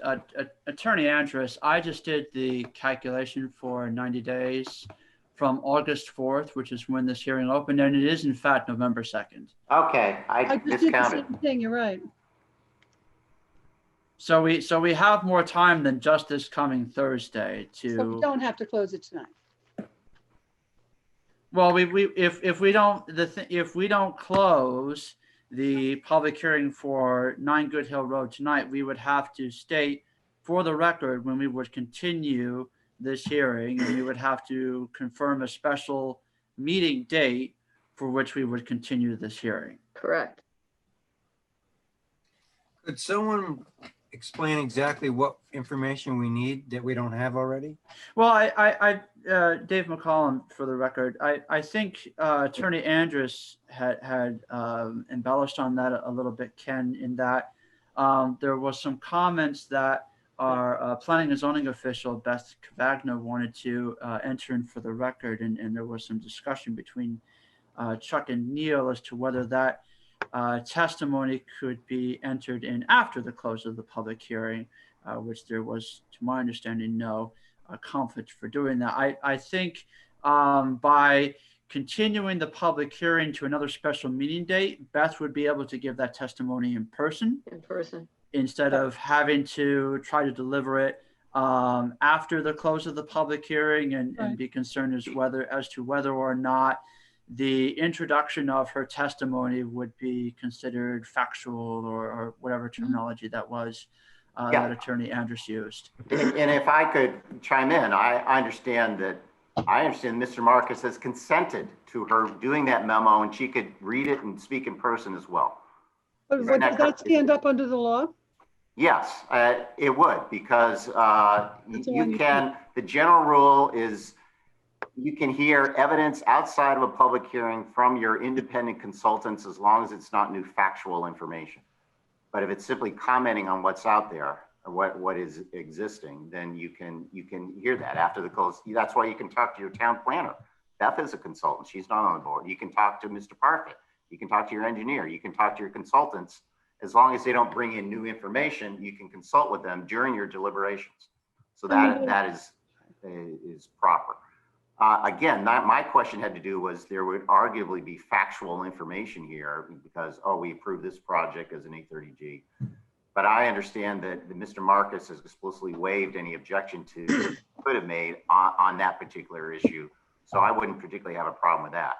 The other issue, I think, had to do with the lighting details because on the both the lumens and maybe the time of when it should go off and on and that sort of thing. And whether you need more information about that, that was an issue that came up. Isn't that something we could do administratively? Probably, unless you wanted more information on it, but certainly, Right. you know.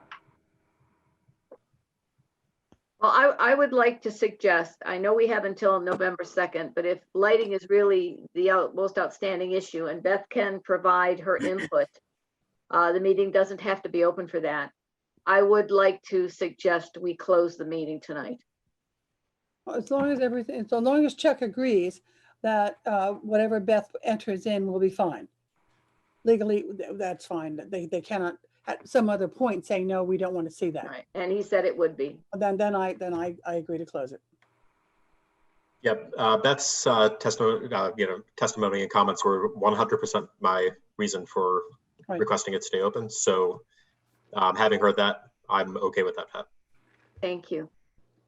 Can I just one time ask Mr. Marcus, you confirm that's okay that Beth, presents a memo to the record about affordable housing that exists in? Yeah, I mean, I think actually, Chuck, I think your explanation of how consultants can deal with the commission is correct. It all has to do with not the prejudice to an applicant is trying to bring in new information that the applicant can't. But to the extent, the information is in the record, Beth certainly, can comment on it. There's no right, but that my issue was it's not in the record. I mean, we don't have the record of you approved this project. There's other by this applicant, by Mr. Draper, the town has approved other applicants. But you don't object to it. That's what I'm saying. No, that's in the public domain. Anybody can find that out tomorrow. Okay, thank you. All right. Just making sure. Yeah. All right, then this meeting is closed. Moving on, Shelley Woods, LLC, Tim Draper, 9 units, Connecticut State Statutes 8-30G, affordable housing, 47 Shelley Road. Mr. Marcus? Yeah, you gotta give me a second to swap files. Hold on a second. Pat, should we give a brief recess to allow people to reset as necessary? Sure, absolutely. We can take a 5-minute recess. Thank you very much. You're welcome. Goodbye.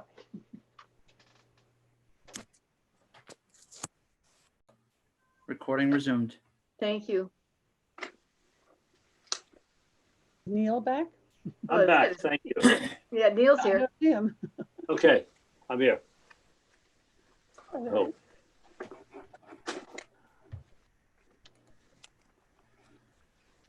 Okay, so are you opening up the continued hearing now on? Yeah, 47 Shelley. Shelley Woods, okay. For the record, Neil Marcus, Conewall PC, 158 Deer Hill Avenue on behalf of the applicant. And I think, given the fact that it's getting late already and we've got a lot to cover, that the purpose, obviously, of the continued hearing was to address the engineering and health department comments in particular that were left over from our last session. So if Steve Trinkus is on the line. I am. Okay, Steve, I guess the launching point is that you received some information from Laura Vasile as late as yesterday, and you've sent out a response letter, which I believe is in the record, and hopefully everybody's taking a look at it. So at this point, why don't you pick up with your comments concerning those, concerning the outstanding issues? David, can you give me screen share, please? Screen sharing privilege is enabled, Mr. Trinkus. Okay. Thank you.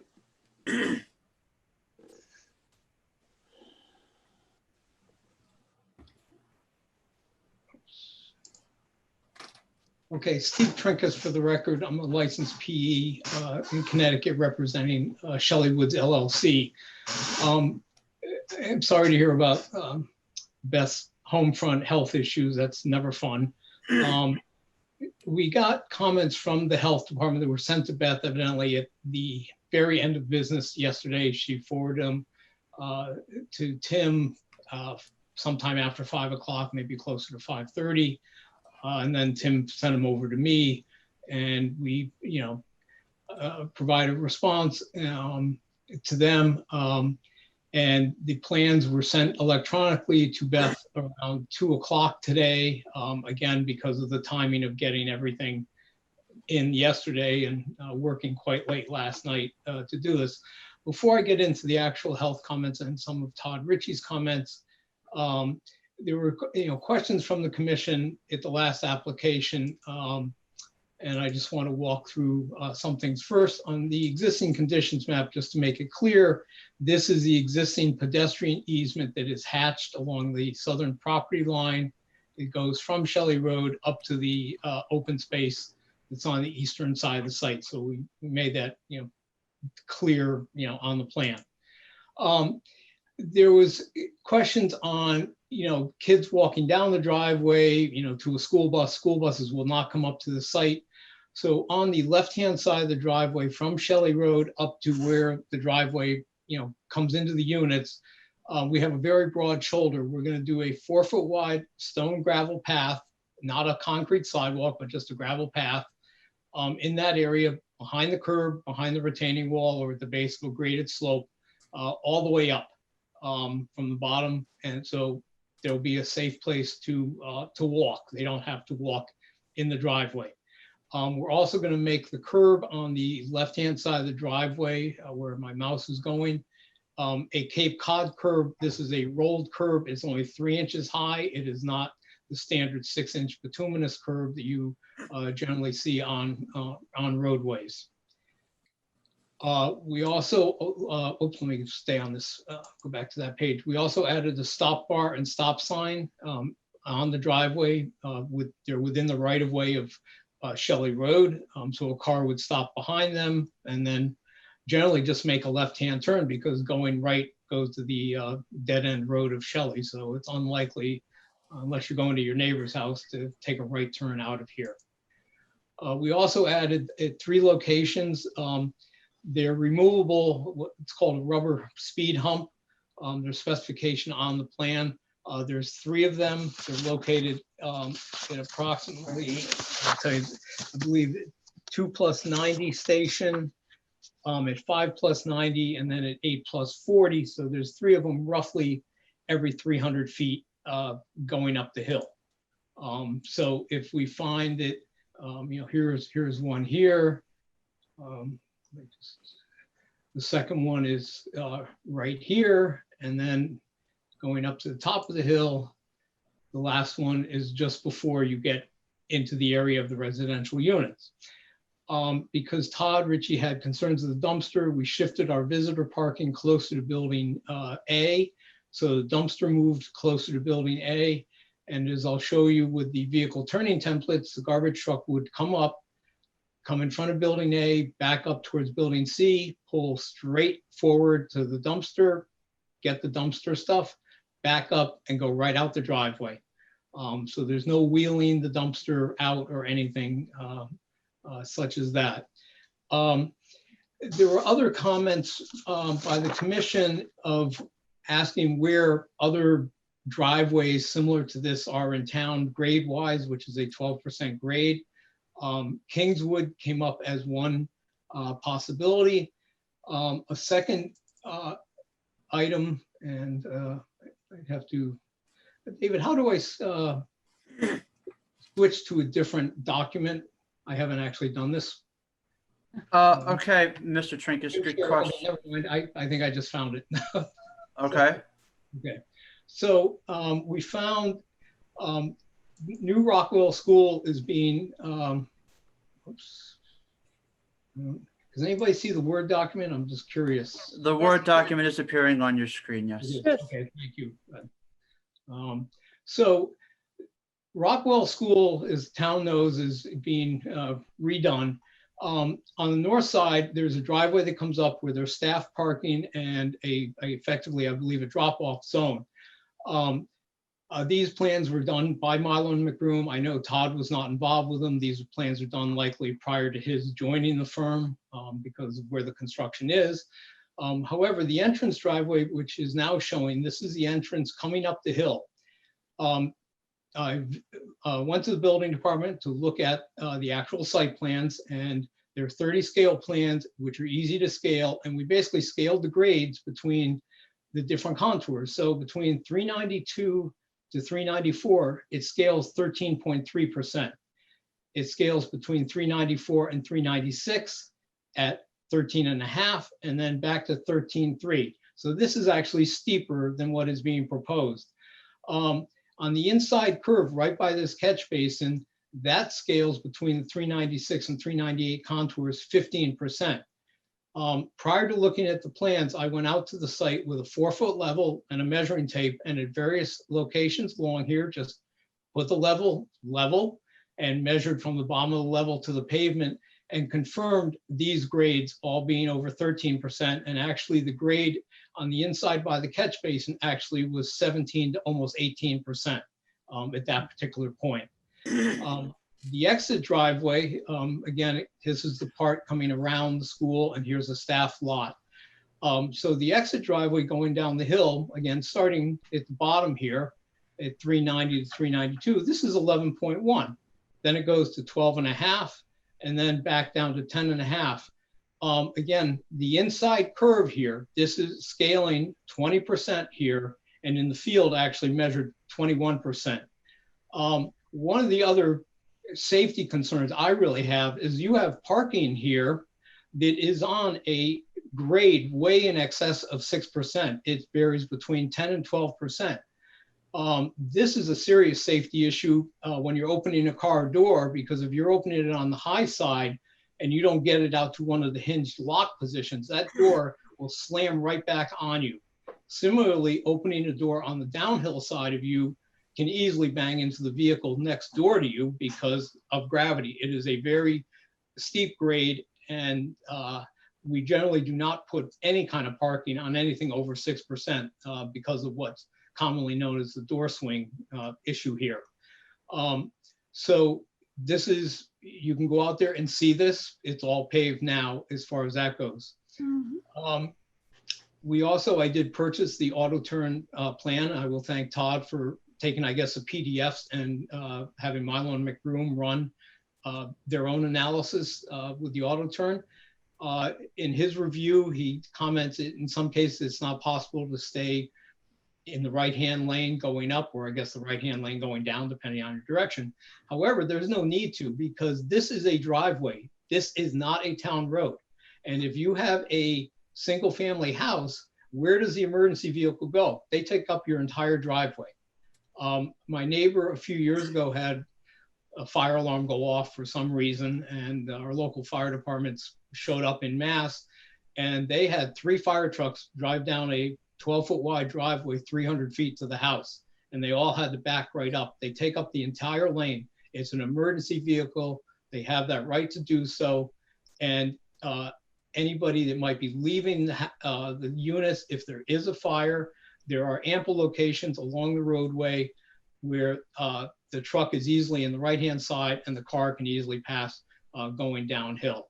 You need to pull over, and that was one of the other reasons we did the Cape Cod curb, was in the event somebody was leaving and an emergency vehicle was coming up, they could pull over and simply go up slightly onto the gravel walkway, let the fire truck go by, and move on with that.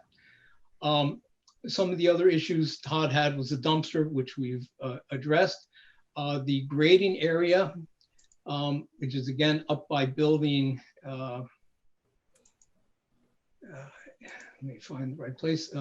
Building A. Is the CAD file back up, David? No, it is not. You're still on the Word document screen. All right. All right, let me go back to that. So far, I've only been sharing one thing at a time. Okay, so we have the drawing back up, I hope? Yes, that's correct. Okay, right. Okay, we're getting the hang of Zoom, I think. So right in here where the mouse is, this is a high point. The grade goes either this way towards the driveway or this way towards the northwest. The area of upland area that actually will drain towards the septic system is 350 square feet of lawn. That is smaller than most 2-car garages and isn't going to generate any water that's going to have any effect on the functionality of the septic system at all. There is no need for a yard drain here because the contributing area is basically insignificant. Todd had some additional comments on the pocket pond with the spillway. No changes are being made. I've made my response. I am the design engineer. I've designed many ponds the same way with never an issue. This pond was also approved by the Wetlands Commission. So we're done with the pond. He raises a comment about separation to bedrock in the pocket pond per the DEP manual. Under section 11P1 of the 2004 Stormwater Quality Manual, which talks about stormwater ponds, there is actually no requirement for a separation to ledge for stormwater ponds. What we have previously stated, and there is a note on the plan, is that if ledge is encountered, which it could be, we're in New England, it's going to be over excavated by 12 inches, and 12 inches of a high organic content and clay soil is going to be packed in there to seal off the bottom of the pond. We don't want infiltration occurring into bedrock because it's untreated water, and we want to maintain a permanent pool, so you basically have to seal the bottom of it off. So that has already been addressed. Again, sheets 15 and 16 of the plan set are, and I'm just going to zip out toward the end and then back up. The first one, 15, is the aerial fire truck. So it comes up, it can pull up in front of building A, can back up towards building B, and then go back out and make the turn going back south on Shelley Road. The garbage truck and the auto turn program only has a rear loading garbage truck, but the garbage truck is 38 foot long. So it encompasses what a rear loading or a front loading truck is, which basically has a lifting hooks to dump the dumpster up overhead. But again, it comes up, comes in front of building A, backs up towards building B, pulls directly to the dumpster, backs up again, and leaves and comes out and goes back out to the south on Shelley Road. The health department, even though we have given them these 10 scale plans and even 20 scale, which were the original drawings we submitted to wetlands, they requested a 40 scale plan. Sheet 17 is a 40 scale plan. As I have previously stated, I don't believe they're going to be able to read the text at 40 scale, but they asked for the 40 scale plan, so here it is. Regarding the tremendous volume of paper that the health department dropped on Beth's office yesterday afternoon, a lot of it is completely irrelevant to the application at hand. The health department jurisdiction here is extremely limited and extremely simple. Does the site have suitable soils for the installation of on-site sewage disposal systems? The answer, based on 38 or 39 test pits, is yes. In some cases, they say there's no test hole 25 feet downhill, and that applies to system D down here. But system B and C, actually, the systems below each of those are the down gradient holes. At the time prior to permitting, we're happy to go out and dig additional holes. Similarly, on system A, there is a down gradient hole right here, and there's 3 down gradient holes below. They're concerned that 15 and 16 are less than 48 inches to bedrock. The down gradient holes do not have to have 48 inches to bedrock, but the holes where the primary is located do have at least 48 inches to bedrock, so that meets the code requirement. The other aspect is the wells, and there are 4 individual wells. We did send the screening form from the State Department of Health to Laura's office, as they need to fill it out and send it to the state. I have not heard from them if they have sent it in. Excuse me. But the only purpose of the screening form is if the state says you have to have a public water supply company, then we will have to make arrangements with an existing water company. Ron Black out of Watertown is one person I've spoken to. He has taken over many small water systems instead of the applicant creating their own. And he would design and construct and manage a water system. It has no public health or safety aspect. It's simply an ownership issue. So again, each building has its own well. The 2 northern wells, which would serve building A and I believe building B. The radius does go across the property line. However, this is town-owned open space, so there is no development potential there. So there is no problem with the well radii extending beyond that. The health department submitted a whole bunch of information. There was a letter to Brendan O'Mara that talked about 43 Shelley Road. That's not our site. I guess there were issues with high groundwater or wet soils there, but that has no applicability to our site. There was a letter to Costa Sturview. I guess originally maybe, and maybe it still is on Good Hill. They were trying to do septic, I don't know, but that has no relevancy to our site. Again, blasting came up here. There was a review by Haley and Aldrich, which is a large consulting, I believe, mostly geotechnical firm. However, whether, we're likely to hit rock on the site. There's no denying that. However, until we uncover the rock, you can either hammer it out, you can rip it out, or maybe you will need to blast it. But any blasting done on this site is done under the supervision of the fire marshal, and pre-blast surveys are routinely done. It's likely any blasting for the lower level of the units, because these are set into the hillside, may occur, but the closest residents to them are the two that Tim built down here on lot A, about in this location, and lot B, which are here. The O'Mara residence is about in this area.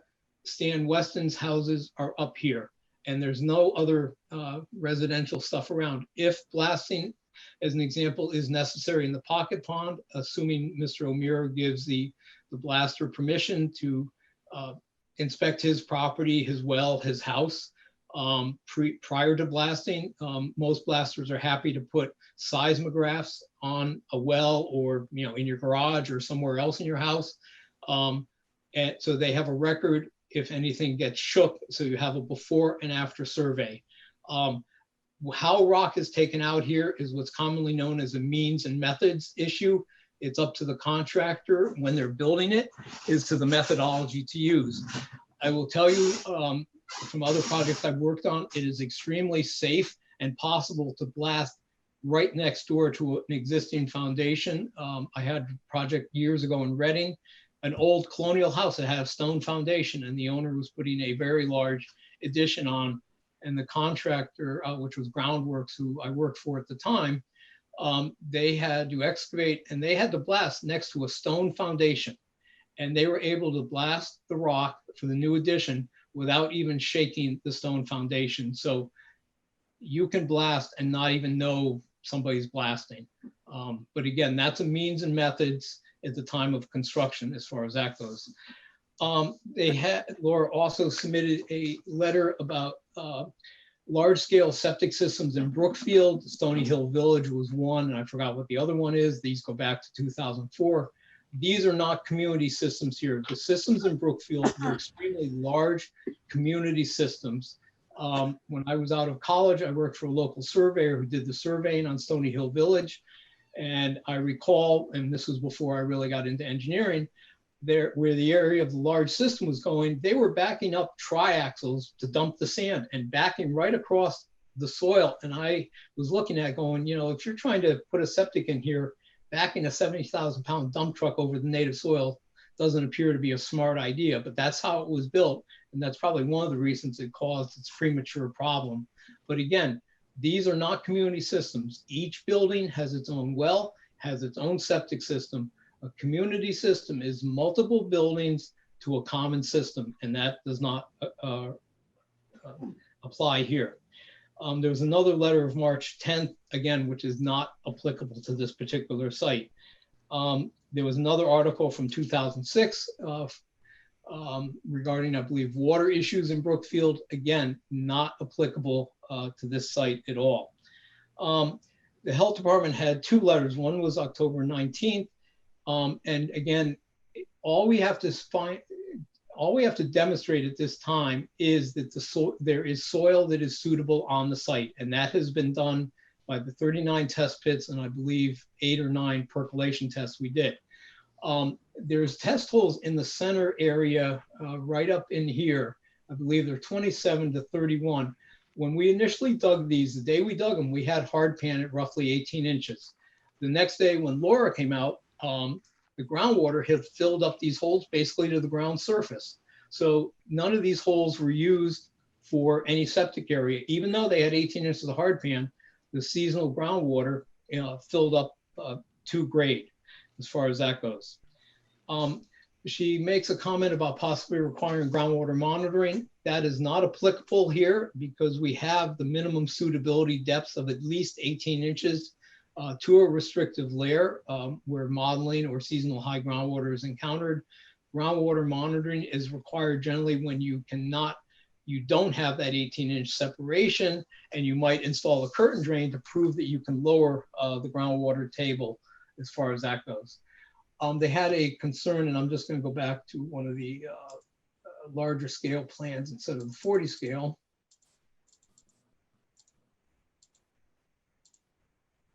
Above building C and D, and again, above the cut slope, there's what is known as a grade to drain swale. This is a very shallow change in the contours to basically intercept the surface flow coming down a slope from being able to run down, in this case, our regraded slope. If you allow water to saturate this type of slope, you can cause a failure over time. So the grade to drain swale, which is commonly used to just simply direct surface water around it, is used to direct the water away from it. They are concerned that it's ending here above the reserve system. That is not a problem. And the reason why is very simple. Once the primary systems are built on this property, the reserve systems are no longer needed under the health code. Because once you have a code compliant system for a unit, you no longer need a reserve system. And this is why under B100A of the health code, when you're doing a building addition, you don't have to, you just need to show one code compliant area. You do not need a reserve system. So once the primary system is built, then the reserve effectively disappears as far as that goes. Again, we provided the 40 scale plan. There was a whole discussion through the Haley Aldrich report, which I did not get into, talking about potentially the type of rock. If you were to crush it on site, and all of a sudden now we're talking about acid drainage like you'd see from a mining operation. It's taking in my professional opinion, a questionable premise and simply extrapolating way beyond your knowledge base. Again, there's no plans to crush rock up on this site. Some rock is suitable for it, others isn't. If you're into a shaly rock, which we don't know here, that is not generally a good rock for crushing to make aggregate out of. If you're into more of a basalt or granite rock, that is a better material to make particles out of. But right now there are no plans to do that. The health department also hired Civil One, an engineering firm from Woodbury, Connecticut. Brian Baker had gone out on the site walk with my office, Tim and the health department. The review letter by Civil One was signed by Kurt Jones, who's the principal. I just kind of wonder, since Brian was the one in the field, why the letter wasn't signed by Brian, since he had the firsthand knowledge of the site. They spend a long time, again, talking about water supply. And again, whether this is a public water company or we're allowed to maintain them as individual wells is an administrative and an operations and management issue. It has nothing to do with suitability or the possibility of public health, safety, welfare. There was a concern by the health department about well yields. Having done land development work since the late 80s, we have never been required by any community in the state of Connecticut to prove the yield of a well prior to getting a project approved. It is simply not done. You show that you can put a well on the site and a septic on the site, and it's up to the builder and or homeowner to hire the right well guy. As much as I cannot do it and I don't really understand it, I've seen too many older well guys that douse, and they will find water anywhere. And again, it's not a yield amount.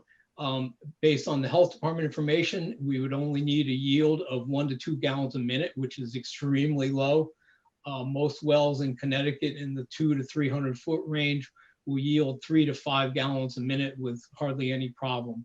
The question with a well is, are you hitting a crack in the rock or not? And again, the older well guys that can douse will find that water for you very easily. Again, we have no objection to additional test holes prior to the issuance of any construction permits on the site. And we're happy to do those additional test holes. Civil 1 raised a question on the, because we're using green leach systems, which are not an open leaching system, that the pump capacity has to be set at 20% of the volume of that septic system. And that would be done again at the time of construction plans. What we have here are not full construction plans. So that information would be provided at the time permitting is requested for the actual system. There was another letter, same date, from the health department. And again, it focused on the type of rock and all the possible scenarios here. Laura seems to be under the impression that we have to have a public drinking water supply availability to this site. That is not true under 8-30G. You can have wells to provide water for an 8-30G. There is no public water anywhere near Shelley Road as far as that goes. And you know, we've addressed the technical issues. I'm not going to get into all the language that was in the report by Haley and Aldrich, because quite honestly, it simply is not applicable to what we're doing here. So again, I know Mike Galante's on the call here or the meeting, but we have shown that, and Todd has shown it, as I have, that fire trucks, a garbage truck, and I believe Todd also did a UPS type truck. I didn't print out his PDFs, but I think they did one. So he did 3 different scenarios. But again, this is a driveway. It is not a road. So a vehicle is not governed to be in one side or the other. But in many cases, the template, and again, I will say this is the first time using auto turn, but in many cases, the vehicle, after it comes around a corner, can easily straighten out within the right-hand travel lane and have a full travel lane for a car going downhill. And that's all I have tonight. Thank you.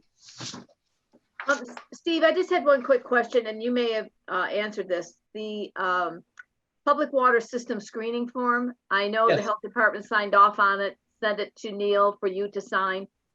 Did you submit it? I already signed. I signed it before I sent it to Health Pat. So okay, but getting it back, did you now submit it? It hasn't come back to me. Chuck Anders, Pat, can I sent it to Neil, and I'm looking at it right now, and Steve, I don't see your signature on it. It has your name, but there's no signature on it.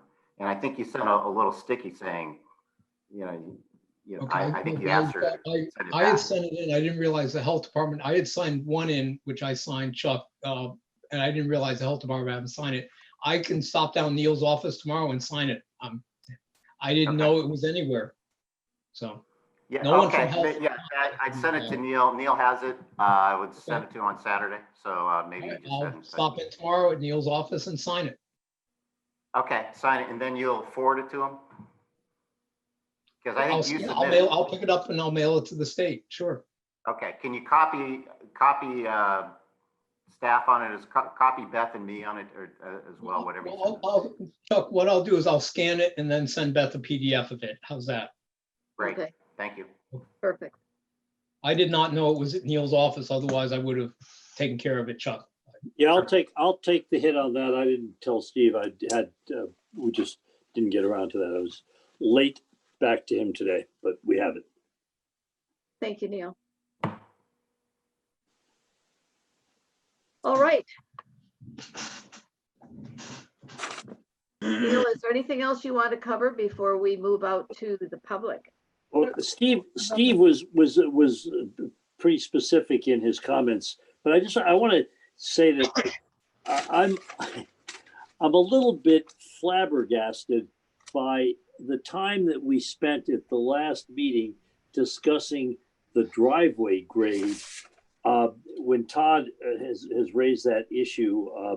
And then to find that actually Malone and McBroom designed the driveway grades at the Rockwell School far in excess of what we're talking about. That's a totally different. I'm flabbergasted by that. No, And at some point, I think we have to understand why the town's consulting engineers have one position for an applicant like here and another position when they are hired to do the work for the town. It's That's just not a driveway the children. Can I respond? Well, I'm not finished, but Okay, I'd be happy to respond to the commission at the right time. Sure. At the right time. But as I say, it is what it is. And as I say, the question is, which driveway will actually have more traffic? We haven't assessed that. But there was that whole discussion just concerns me when, in fact, our driveway is designed to meet the standards that the regulations require for public health and safety. So that's one thing. The other thing is Laura Vasile's information.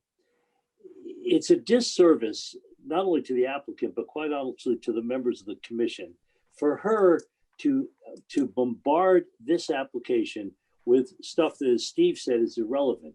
I mean, what really concerns me is I was very involved in the DEP's position on the septic systems at Stony Hill Village in Brookfield over the years.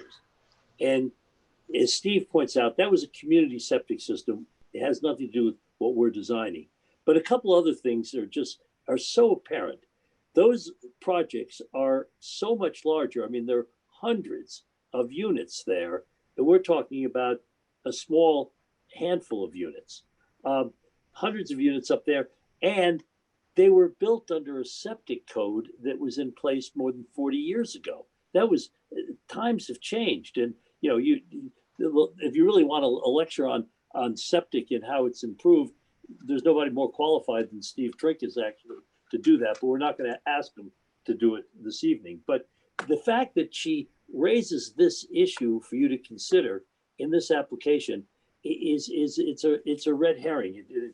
It bothers me. I'm not sure why she did it, but that is a glaring example of trying to throw the focus off track. The focus, as Steve has said, is do we have suitable soil conditions? Can we design septic systems to meet the state health code? And the same thing, of course, goes with a lot of her concerns on the water system. It's misleading and it bothers me. But having said that, Steve has addressed to you the issues and Todd can explain to you why there are two different design criteria. At the end of the day, our driveway meets the requirements for safety as outlined in the Bethel regulations. So we could stop right there and finish that discussion.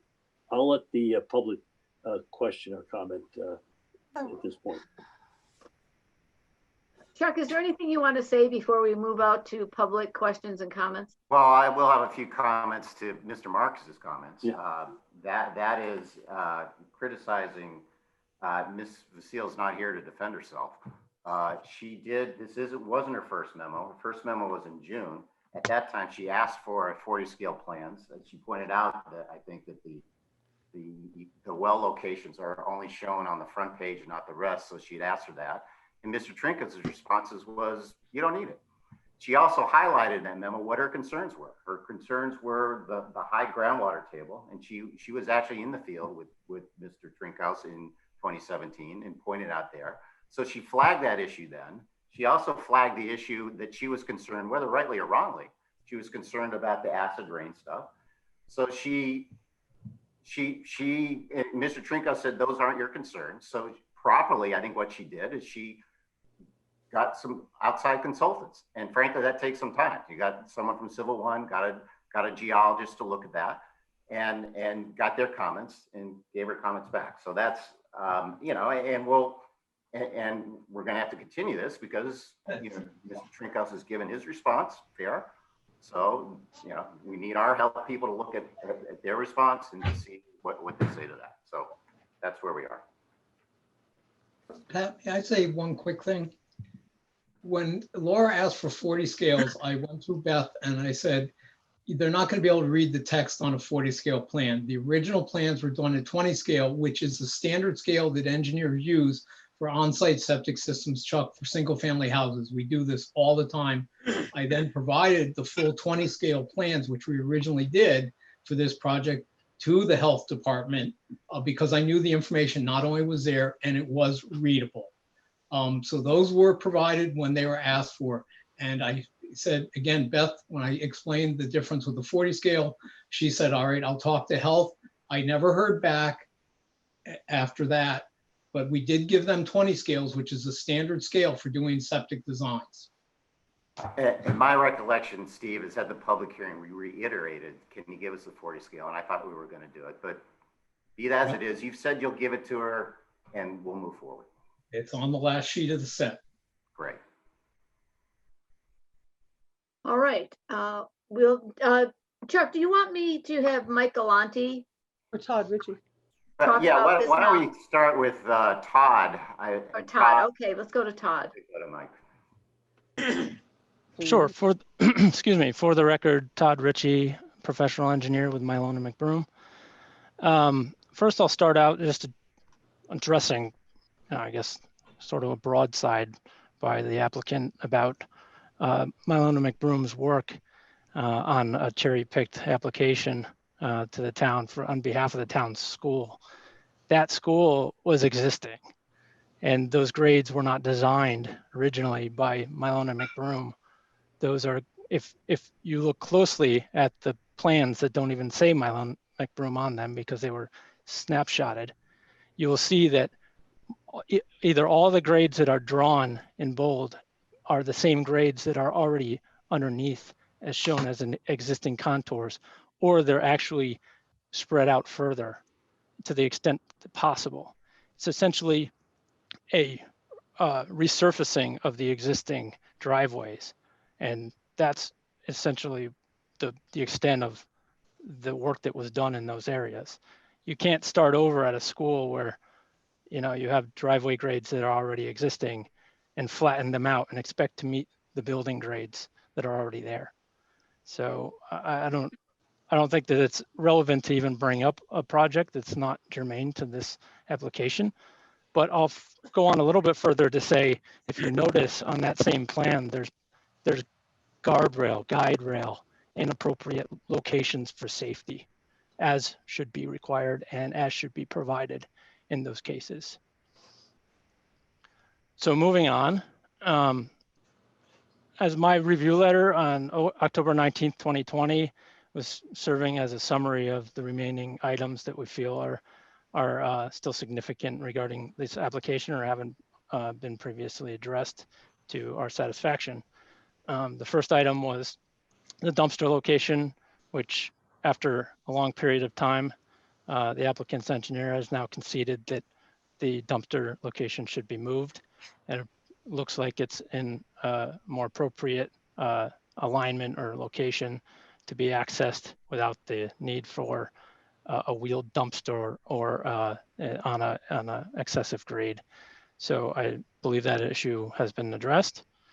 The stormwater swale, at this point, it's just a comment that's continued, but there's not a limited amount of runoff just from the site going into that swale. There's also off-site runoff because the grades contribute runoff onto the site as well.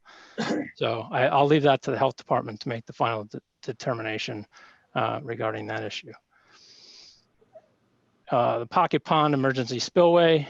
Again, our point is that there should be something that's robust, such as a curb wall, to establish the overflow elevation. This is a point that I've brought up in previous comments and other applications and before the Wetlands Commission. And I've said it over again, we need to have that elevation fixed so that the water doesn't flow out of the pocket pond before it's supposed to. I guess at this point, again, this is just a comment that we leave you with. Number 4 is the pocket pond soil depth over bedrock. Going back to the Connecticut Stormwater Quality Manual, it actually in section 2P1-4, it actually lists limitations to pocket ponds. And the first thing that it lists is, I quote, unlined ponds that intercept groundwater have potential to impact groundwater quality if dissolved pollutants are present in the runoff. Well, I can tell you that this is intercepting groundwater, and there will be dissolved pollutants present in the runoff, including hydrocarbons, phosphorus, nitrogen, road salts. So as a comparison, the health department requires, just for sewage disposal on a septic system, 4 feet of separation to bedrock to protect groundwater and the aquifer. And in infiltration practices in the Stormwater Quality Manual, as Mr. Trinket said, there's not specific reference to this separation, but it's inferred in other design requirements of stormwater basins that if you can't contain water within the pocket pond and it's going to migrate into bedrock, then you should have a separation of 3 feet of soil to provide treatment within the soil. And you should have a liner installed to prevent that migration into the bedrock. The bedrock, once it gets into the bedrock, there isn't any treatment, and it could make its way into the aquifer. Vehicle access way, we still maintain that there's several different issues that haven't been addressed. And I can share my screen to kind of walk through these. Just give me 1 second.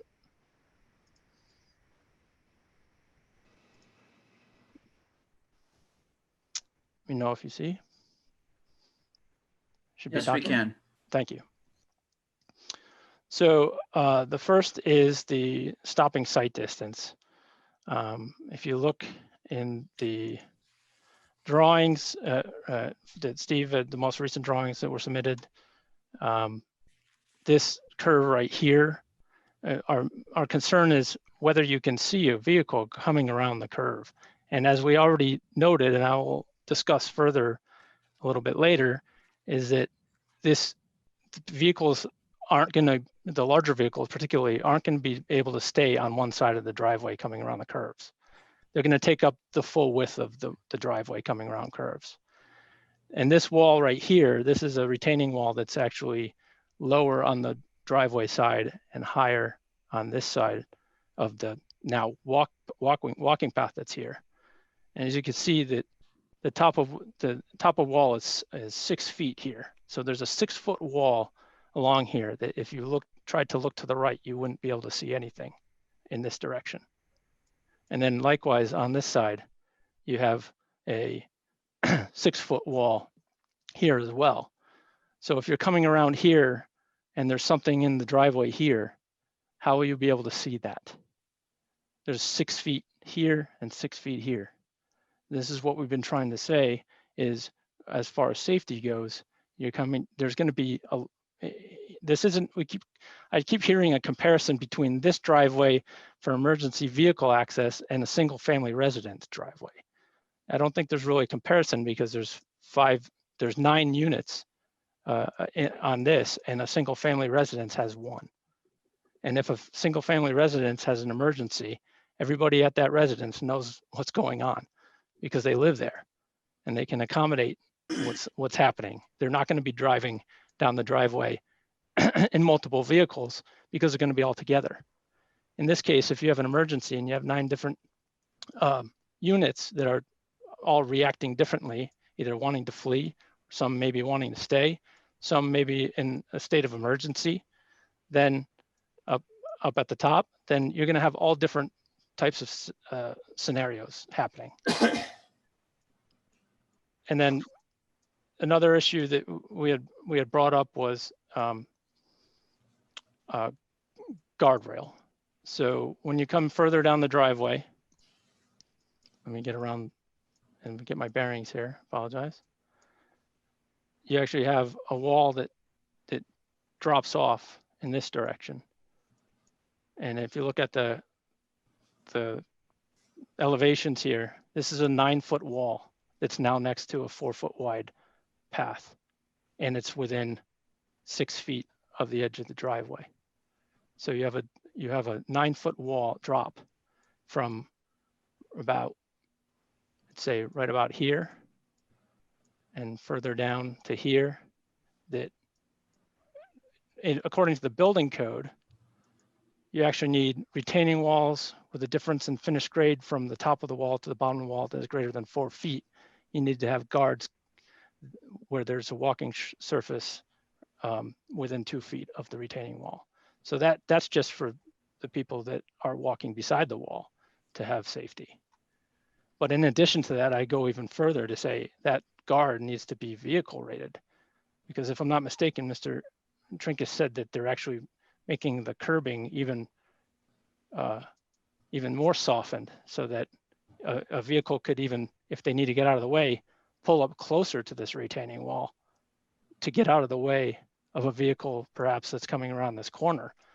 So a vehicle may pull within a couple feet of a 9-foot drop off of a retaining wall without any guardrail or anything. So these are just some of the things that, again, we've been trying to reiterate, is these are safety concerns. As far as the steepness of the driveway, that's something related in this case to stopping distance. I've always referred to it as if you have safe stopping distance on this slope of a driveway that's allowed by the town, then that's the issue. It's not just what the slope is itself. It's whether it's safe under these conditions that are proposed here that aren't existing. I'll go further just to run through the diagrams that, I apologize, that Malone McBroom prepared, because for months now we've been asking for vehicle turning diagrams, as well as the fire marshal has asked for it repeatedly. And now we've provided them ourselves, and Mr. Trinkus has finally provided them as well. Ours, I feel, are a bit easier to view because they're in color and they're not as many lines as Mr. Trinkus had. And I'll try to zoom in properly on these. So this vehicle here, and we have the diagram at the top. I just have to, actually down here, and let me find it. And this is on each page that we submitted. This is a single unit truck, SU30. So it's 30 feet long, single axle. And this is your typical FedEx truck or UPS truck that's going to be here probably every day. So if you go back down to the bottom, and this is pulling into the driveway. in the driveway entrance, this vehicle will pull in, and these lines, the red are the wheels and the green is the chassis. So sometimes they're on top of each other, so whatever line you see is both. And in this case, when it pulls in, it will certainly take up the whole entrance of the driveway. And as it pulls up around the first curve, it will swing around the first curve, halfway to or more to the curb line. When it comes around this curve, it will also come over the center of the driveway. Now, again, is this acceptable? Is it not acceptable? The question is it safe? As we come up to this sharp curve, which I mentioned before has sightline issues because of the walls, now this vehicle will need to cross over and take up the center of this driveway, as a vehicle could potentially be coming in the other direction and maybe not even see this vehicle coming around. And then as you go further up, the same thing happens here. As the vehicle comes around, it will come around this curve and then come up. We've also presented this for the garbage truck coming. We've presented 6 scenarios, up the driveway, down the driveway, each for the delivery truck, typical garbage truck, and also for the town's aerial fire truck. Mr. Ritchie, if you don't mind me just interrupting with a quick question, when it comes to showing the colorization for the chassis and the wheels. Mhm. Do these drawings demonstrate the only way for which a vehicle can negotiate to get from point A to point B, or does it show the best way? This actually shows the ideal best way under like perfect driving scenario and conditions.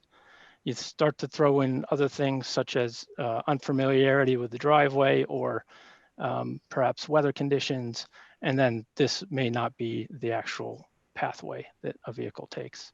It could potentially be more exaggerated.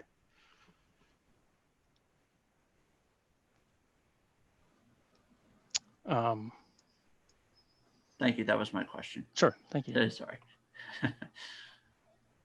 So, and the other thing I thought was interesting as I sat through the Good Hill application, I've sat through that before as well, is that application has only a couple more units, I think, than this one, and obviously a lot shorter driveway.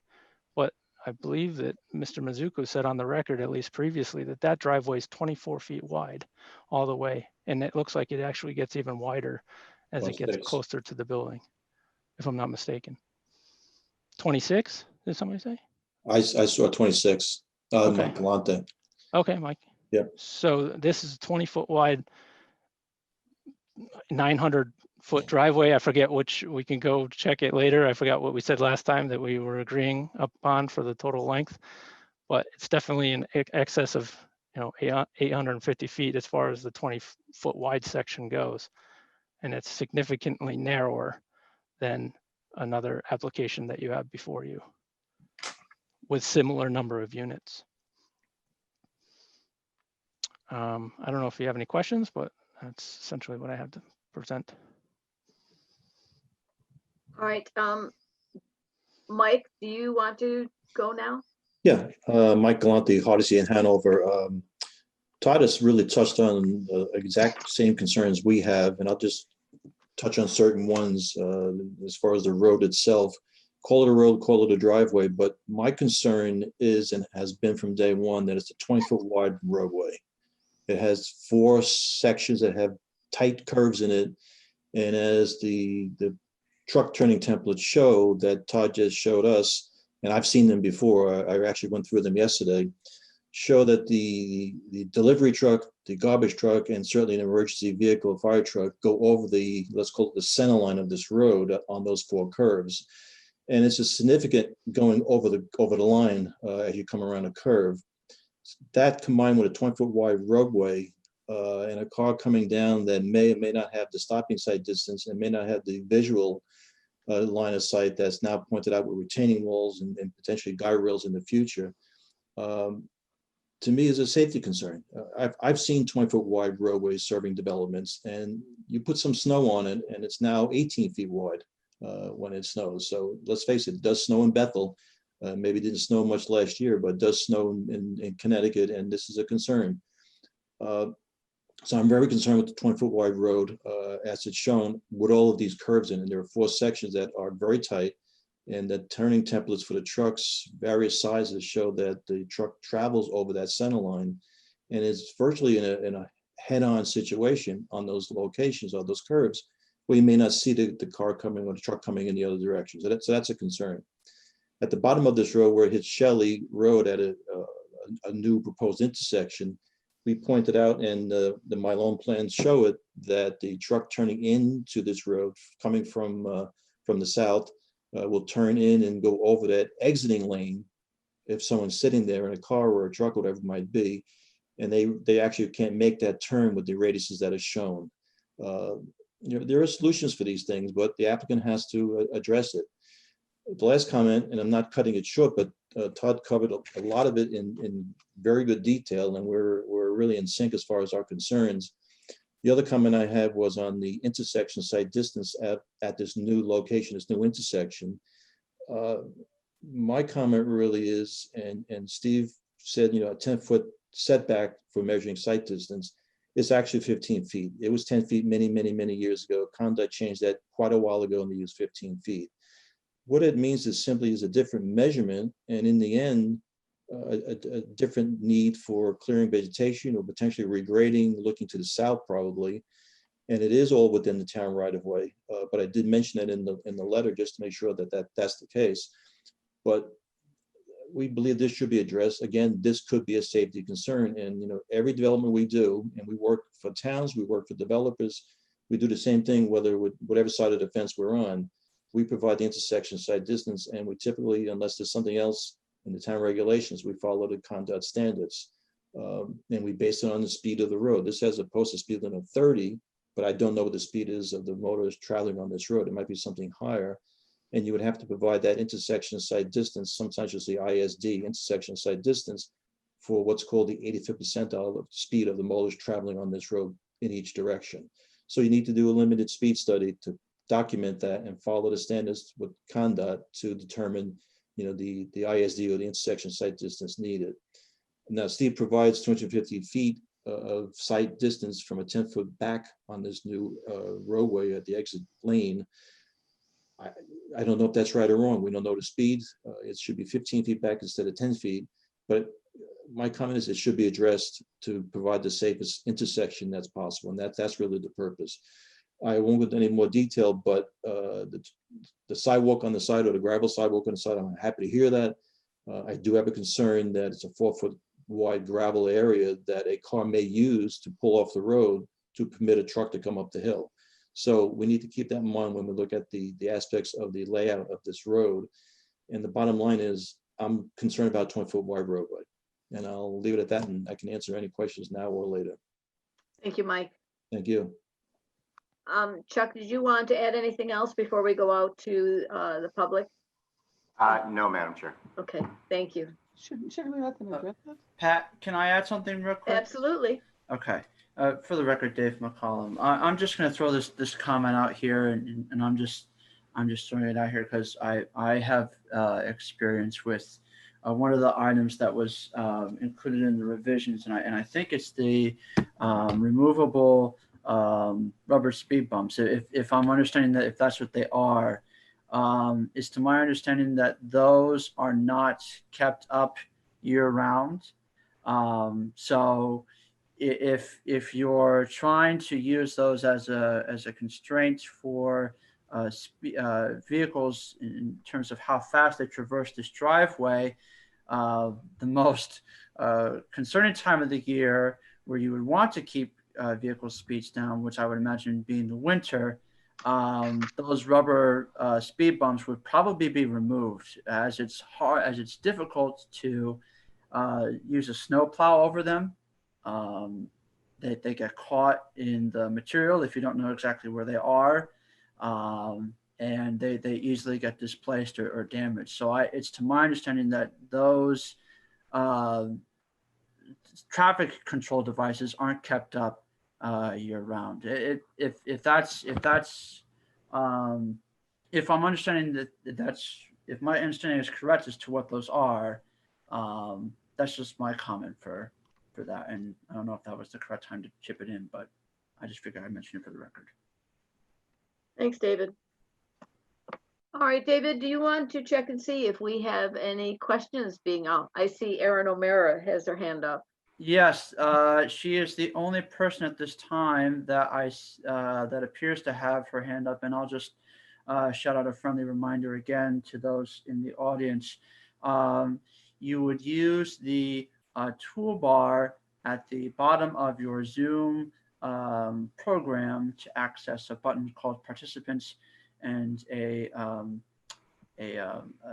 list of the members in the chat would or the meeting tonight would show up on the right hand side. You would click next to your name where there's an option for you to raise your hand, and that is how we would recognize that you have public comment. The first person I'm seeing is an Erin O'Mara. If you're ready to give your comment, the floor is yours. Thank you. This is actually Brendan O'Mara. I'm here with Aaron. We are the adjacent property owners at 43 Shelley Road.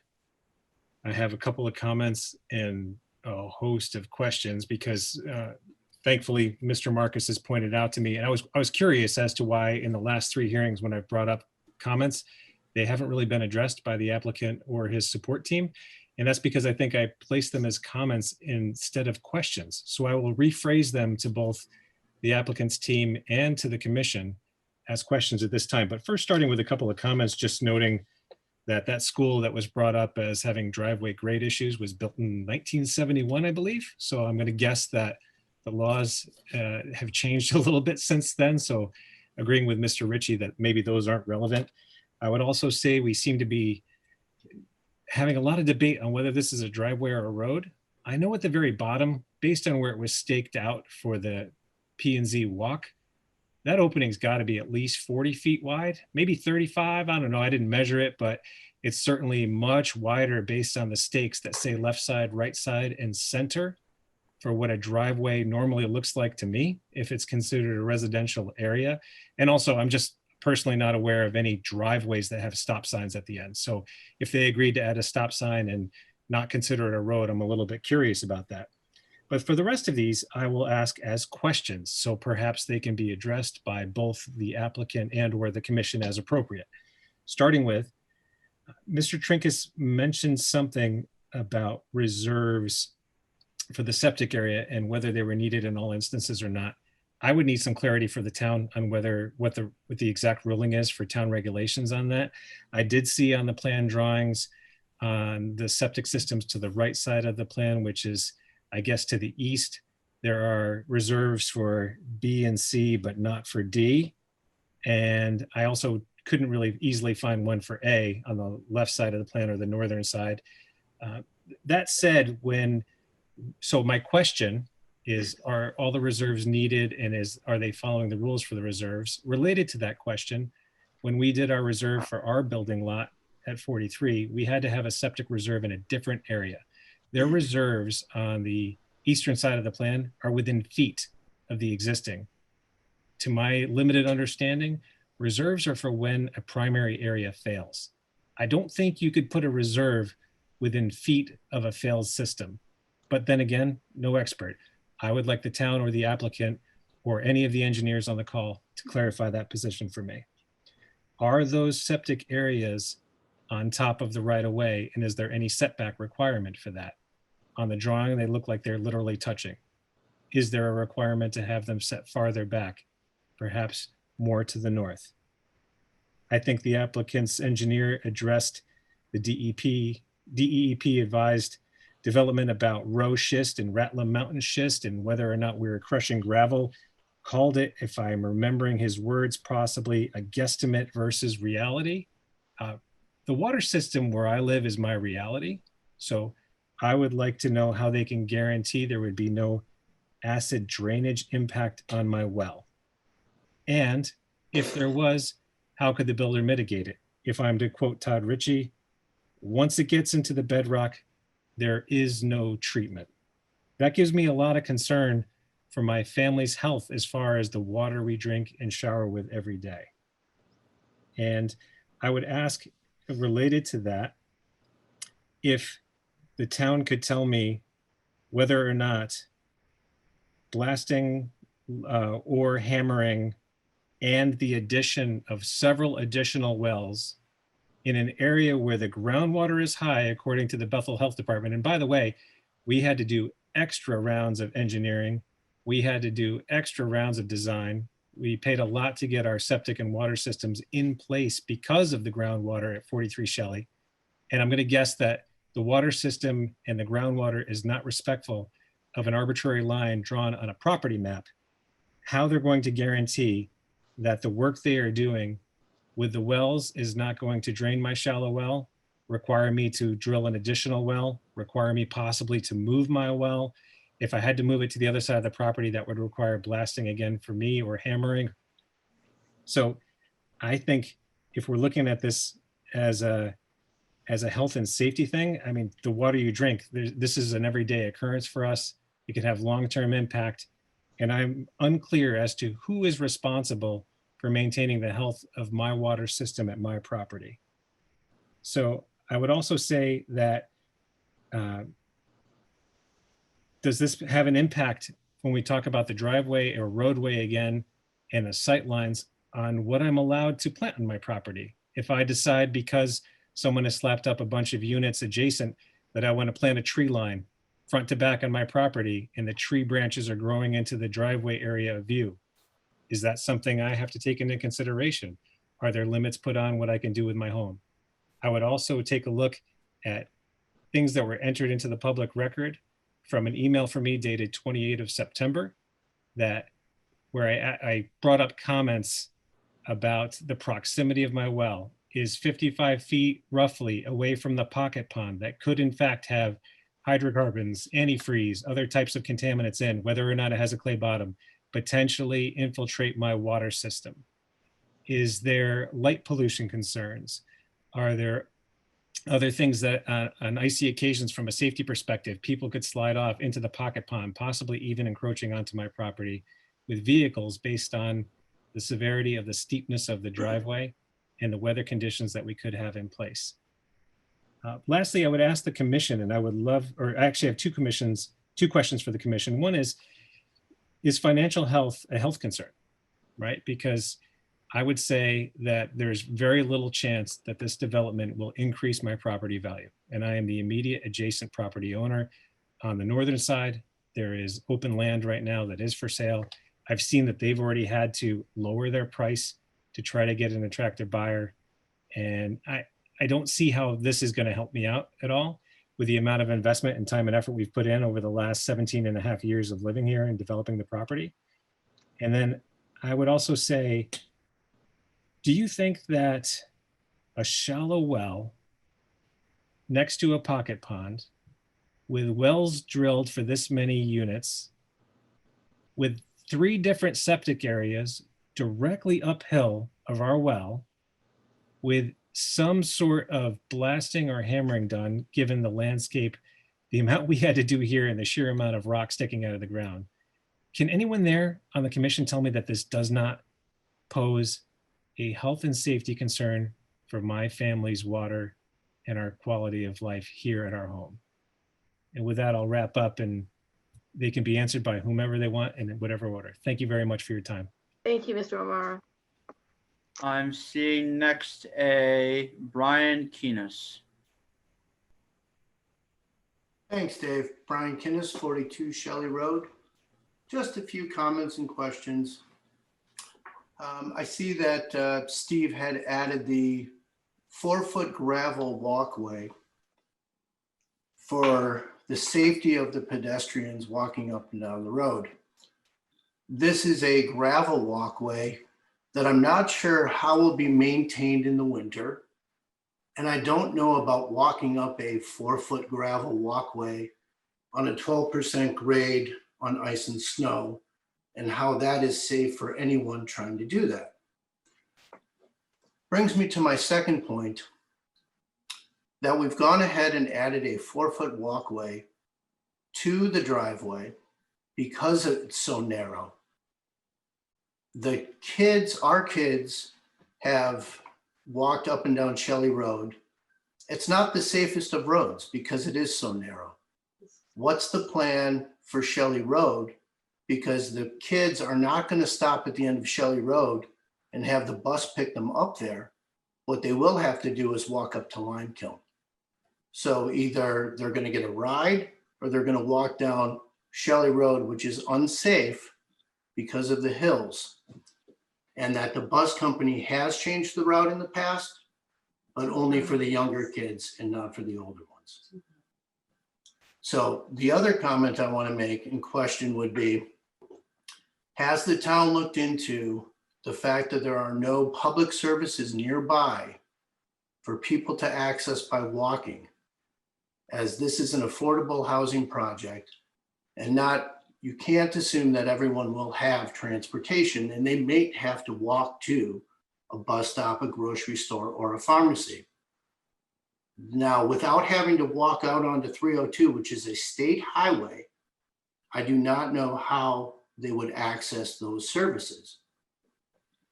And as far as, I have another question for the applicant as well as the town. Has anyone looked into the wastewater and the drainage pipe into the backyard of 42 Shelley Road? I believe that with this driveway in place, there will be increased wastewater coming down into the drainage basin, the catch basin, as Steve likes to illustrate.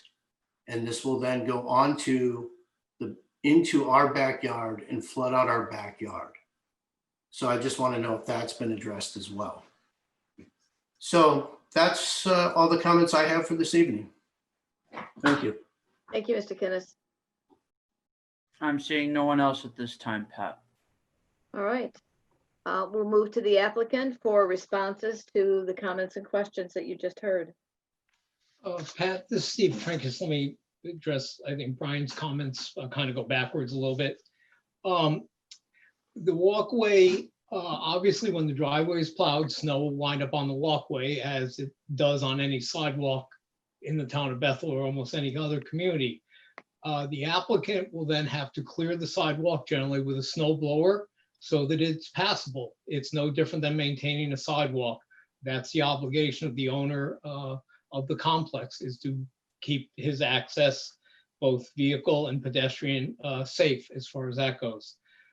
Regarding the stormwater, the town of Bethel requires a 0 increase in the peak rate of runoff for the 25-year storm. That is what is provided in the pocket pond before it does connect to the existing drainage on Shelley Road. There is a catch basin just north of the proposed driveway, but then that goes further to the, I guess, north on Shelley Road, to where there's another pair of basins, and then it goes under the road. So we are having less water going out to that catch basin than there currently does at this time under undeveloped conditions. So there will not be a change in the flows going out in that direction. So it handles the stormwater. While I'm on the stormwater in the pocket pond, I guess, to address Mr. O'Mara's comments, and also again, follow up, Todd's point earlier, there is a note on the plan that clearly states that if ledge is encountered, we're going to over excavate and put in a clay organic material to seal the bottom of the pond. That a wet pond, which a pocket pond is, must be below seasonal groundwater to maintain the wet aspect of the pond. You cannot put a wet pond on an upland slope. You won't have a permanent pool, which is the key to these basins. So the bottom of this basin, if ledge is encountered, will be sealed off. So there will be no pollutants leaving this through the bedrock. You can do a clay liner, which is effectively what we're doing. You could do a 30 mil impermeable plastic liner, but clay is an acceptable methodology to seal off the bottom of a pond. It's routinely done in that regard. Continuing with Mr. O'Mara's comments on the septic, there are reserve systems. And David, can you give me screen sharing again, please? Screen sharing is enabled, Mr. Trinkus. Okay, thank you. Let me just.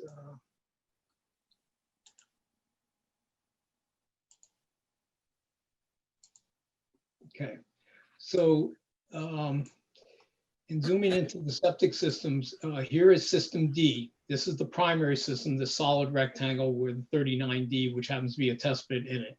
Right above it is a dashed rectangle. This is the reserve area for building D. So this row right here is the reserve for building D. Right uphill of that is the reserve for building C. The primary system for C is a little bit farther uphill, where my mouse is right now, and the reserve is here. The reserve for building, the primary for building B is at the top, and the reserve for building B is here. When we go over to the reserve system here just south of building D, this is the reserve for building A. So there is a reserve for each of the systems. The requirement on the reserve is not a local requirement. This is from the technical standards of the Connecticut Public Health Code. Years ago in the mid-1990s, a lot of homes were built as 4 bedrooms, but there always was what was termed the bonus room. It was the great room over the garage. And the state health department ultimately changed the code to make those rooms to be considered as bedrooms.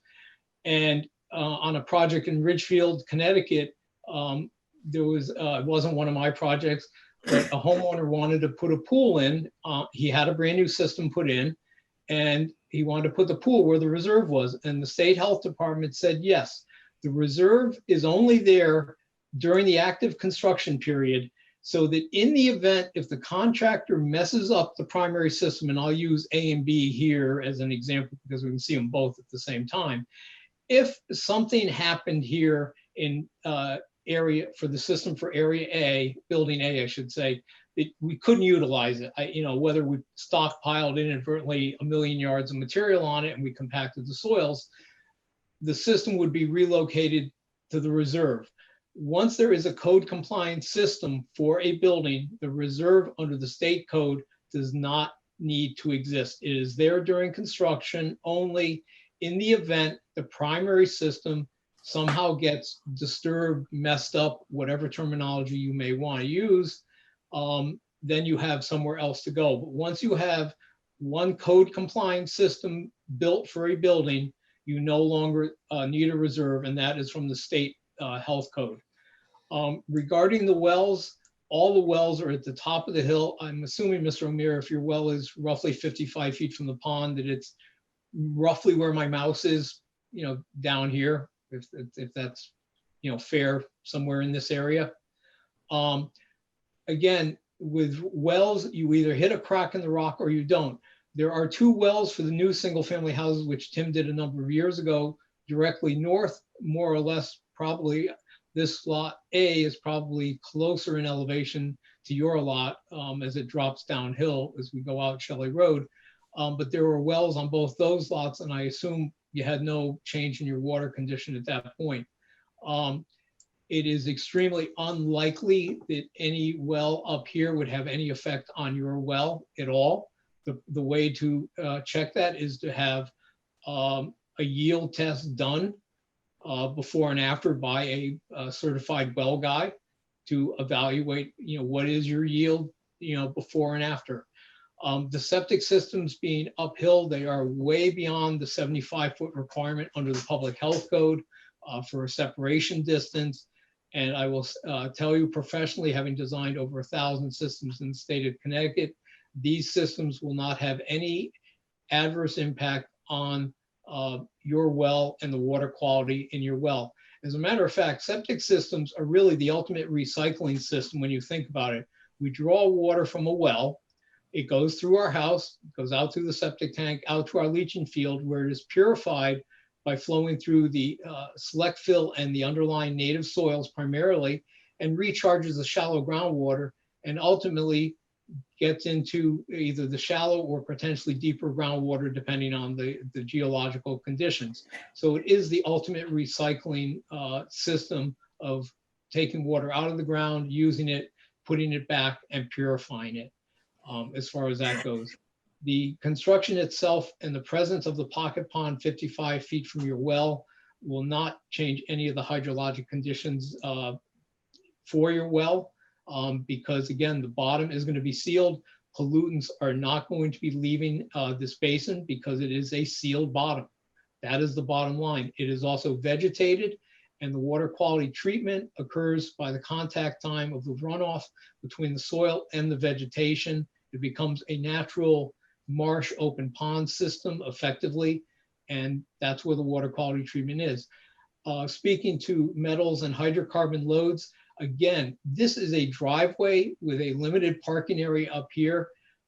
Absent somebody changing their oil and spilling it right down the driveway, the amount of hydrocarbon on this is limited to an occasional drip off your car, which occurs to everybody.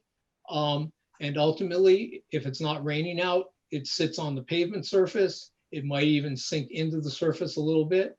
But when it rains, it will wash into the drainage system, but will be treated by the biological and physical properties that exist in a pocket pond before that water is discharged to the drainage system and ultimately out to Limekiln Brook to the west of the site. I'm not going to beat a dead horse on the driveway, except to point out to, I think, both Todd and Mike Galante, and it's good to see you again, Mike, 20 foot is the minimum required width for access under the International Fire Code. I have done many 8-30Gs with a 20-foot wide driveway, and that has been acceptable. In one particular project in Fairfield, it was upheld by the appellate court that meeting the code requirement means that the driveway is safe.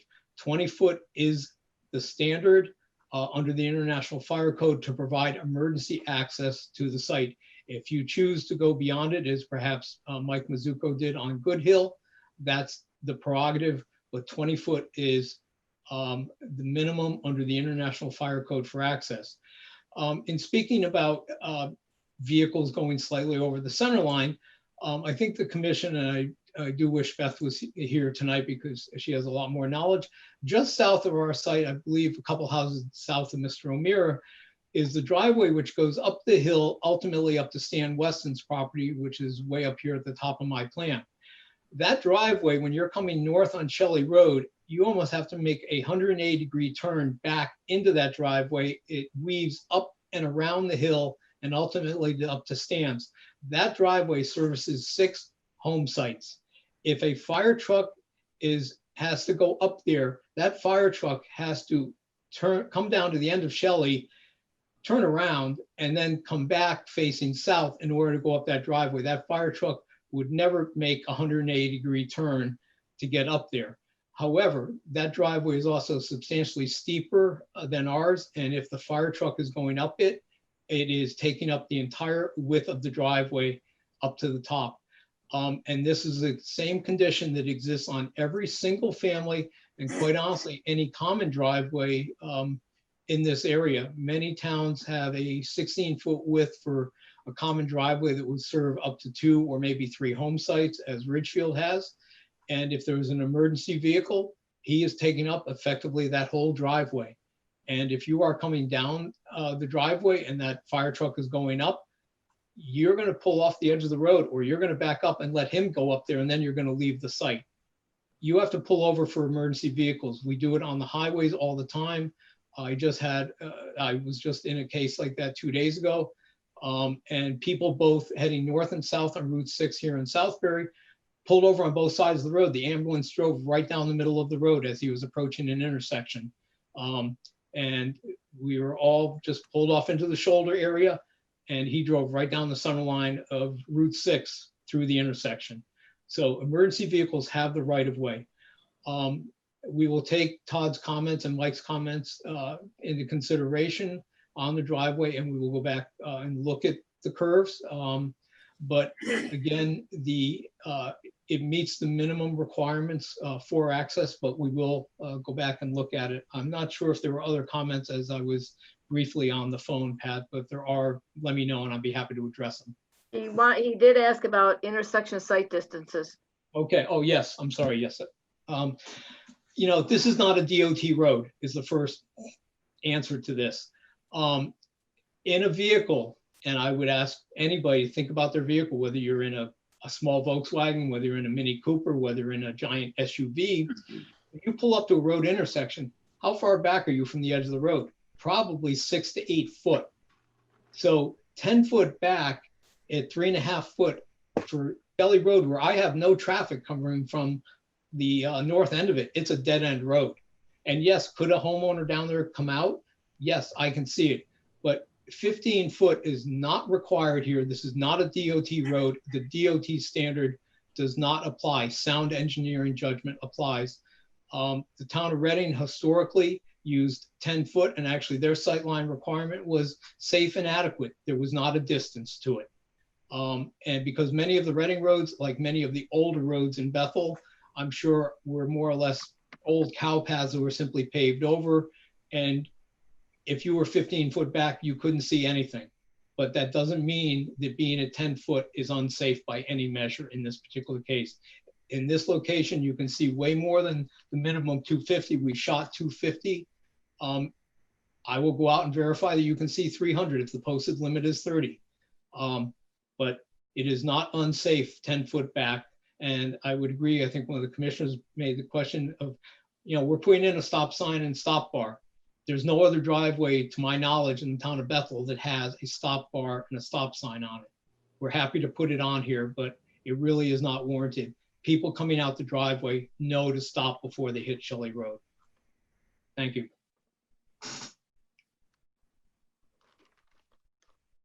Mike did suggest maybe we need a limited speed study.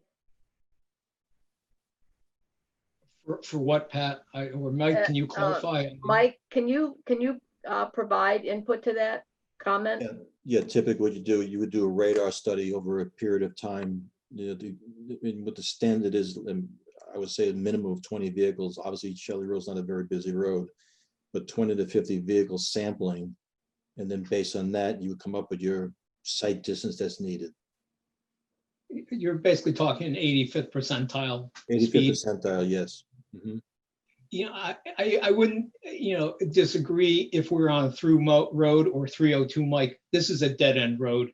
And quite honestly, when we've been out here on site walks, we've had maybe one car come from the north past us when we're out there for an hour and a half. It's not a high traffic road. And the applicant is not going to do a speed study here. It is simply unwarranted for the road that we're sitting on. Shelley Road is basically a level road. There is a slight hump south of our site that doesn't come into play with the site distance, but more or less it is level all the way out to 302 and virtually straight in a north-south alignment. But my concern is exactly with that hump in the road you're referring to, Steve. That's what we'd like to know about. Well, so if we show take the posted speed limit of 30 miles per hour and use 40, which would be certainly a worst case, because if there's no traffic and no one on that road, the speeds tend to be higher. So with the condition of the road, no, they're not, Mike. That road is not in a brand new paved state that you're. I agree. I've been on the road. I know what it looks like. We will measure it and we'll show 10 times the speed limit at 300 feet.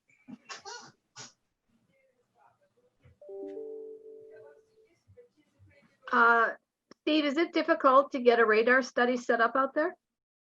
I don't have that equipment, and we're not going to do one, Pat. That's a simple answer. I'm sorry.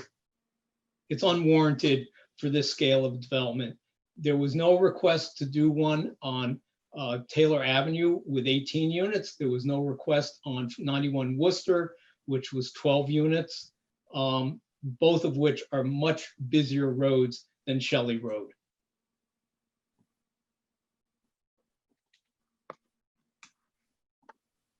All right. Chuck, is there anything you want to add to this?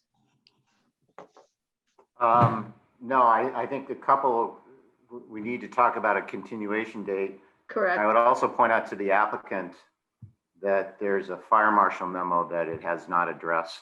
That was my question. Yeah, so that's another reason for continuation. Chuck, what was the date of the fire marshal? Because we did previously respond. September 28th. Maybe I missed it, but I didn't see the I did respond, and actually now providing the 13 templates, gives Tom what he was looking for. You had Todd do them and I did them. So the ISO? I'll have to look at the memo, Pat. I don't have it handy right now, but we'll address it. It's in the file, and there's some specific stuff about the needed fire flow, the amount of capacity, the storage capacity needed to follow on site. That's a building issue. It is not a site plan issue. We did provide, I did discuss with Tom, we actually provided a 10,000 gallon water cistern tank with a dry hydrant. It is just before the driveway widens up to the units. So we're providing a 10,000 gallon storage tank for him. Mr. Trinkhouse, my request is that you read the memo before you comment on it, and that's addressed to that. It's a follow-up question to that. So that's another reason to continue this, because you haven't addressed it. It give you a chance to address it, and along with other things. Right. So Neil, have you talked with your client about continuation of this and a new date? And I do have a request. I got a text from Beth that I'm going to read.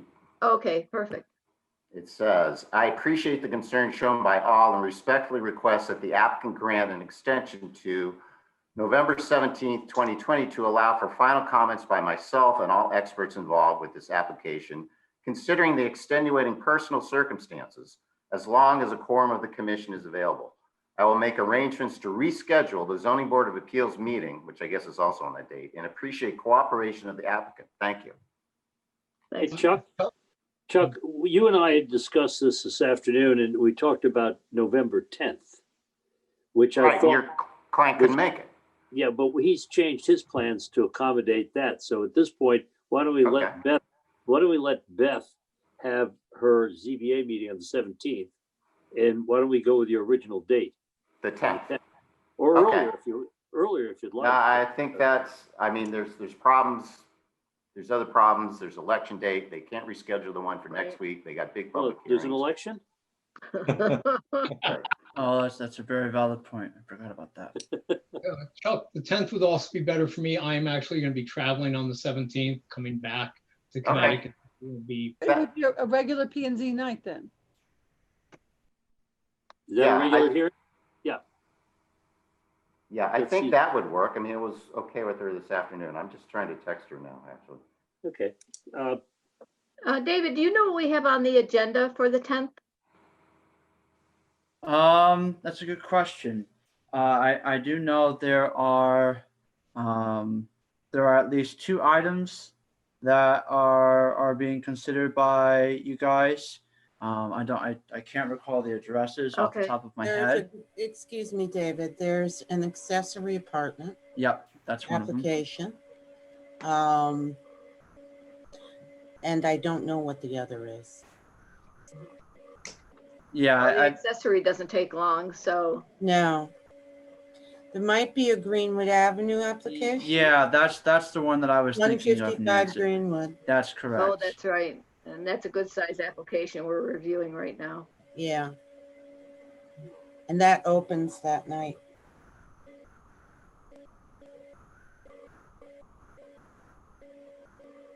Well, if there's another night we could move it to, Well, if Dave McCollum, go ahead, Chuck. I'm sorry. I think that she didn't respond to me. I haven't gotten back, but I would, the 10th probably is good. I Okay. would think. all right, I think we just have to be prepared then. It'll just be another long night, that's all. Right. All right. So if we're all in agreement, this application will continue to November 10th. As there's nothing else on our agenda this evening, if I may have a motion to adjourn. So moved. All in favor? Aye. Aye. Opposed, abstention, motion carries. We are adjourned. Thank you, everybody. Thanks all. Thank you. Good one. Stay safe.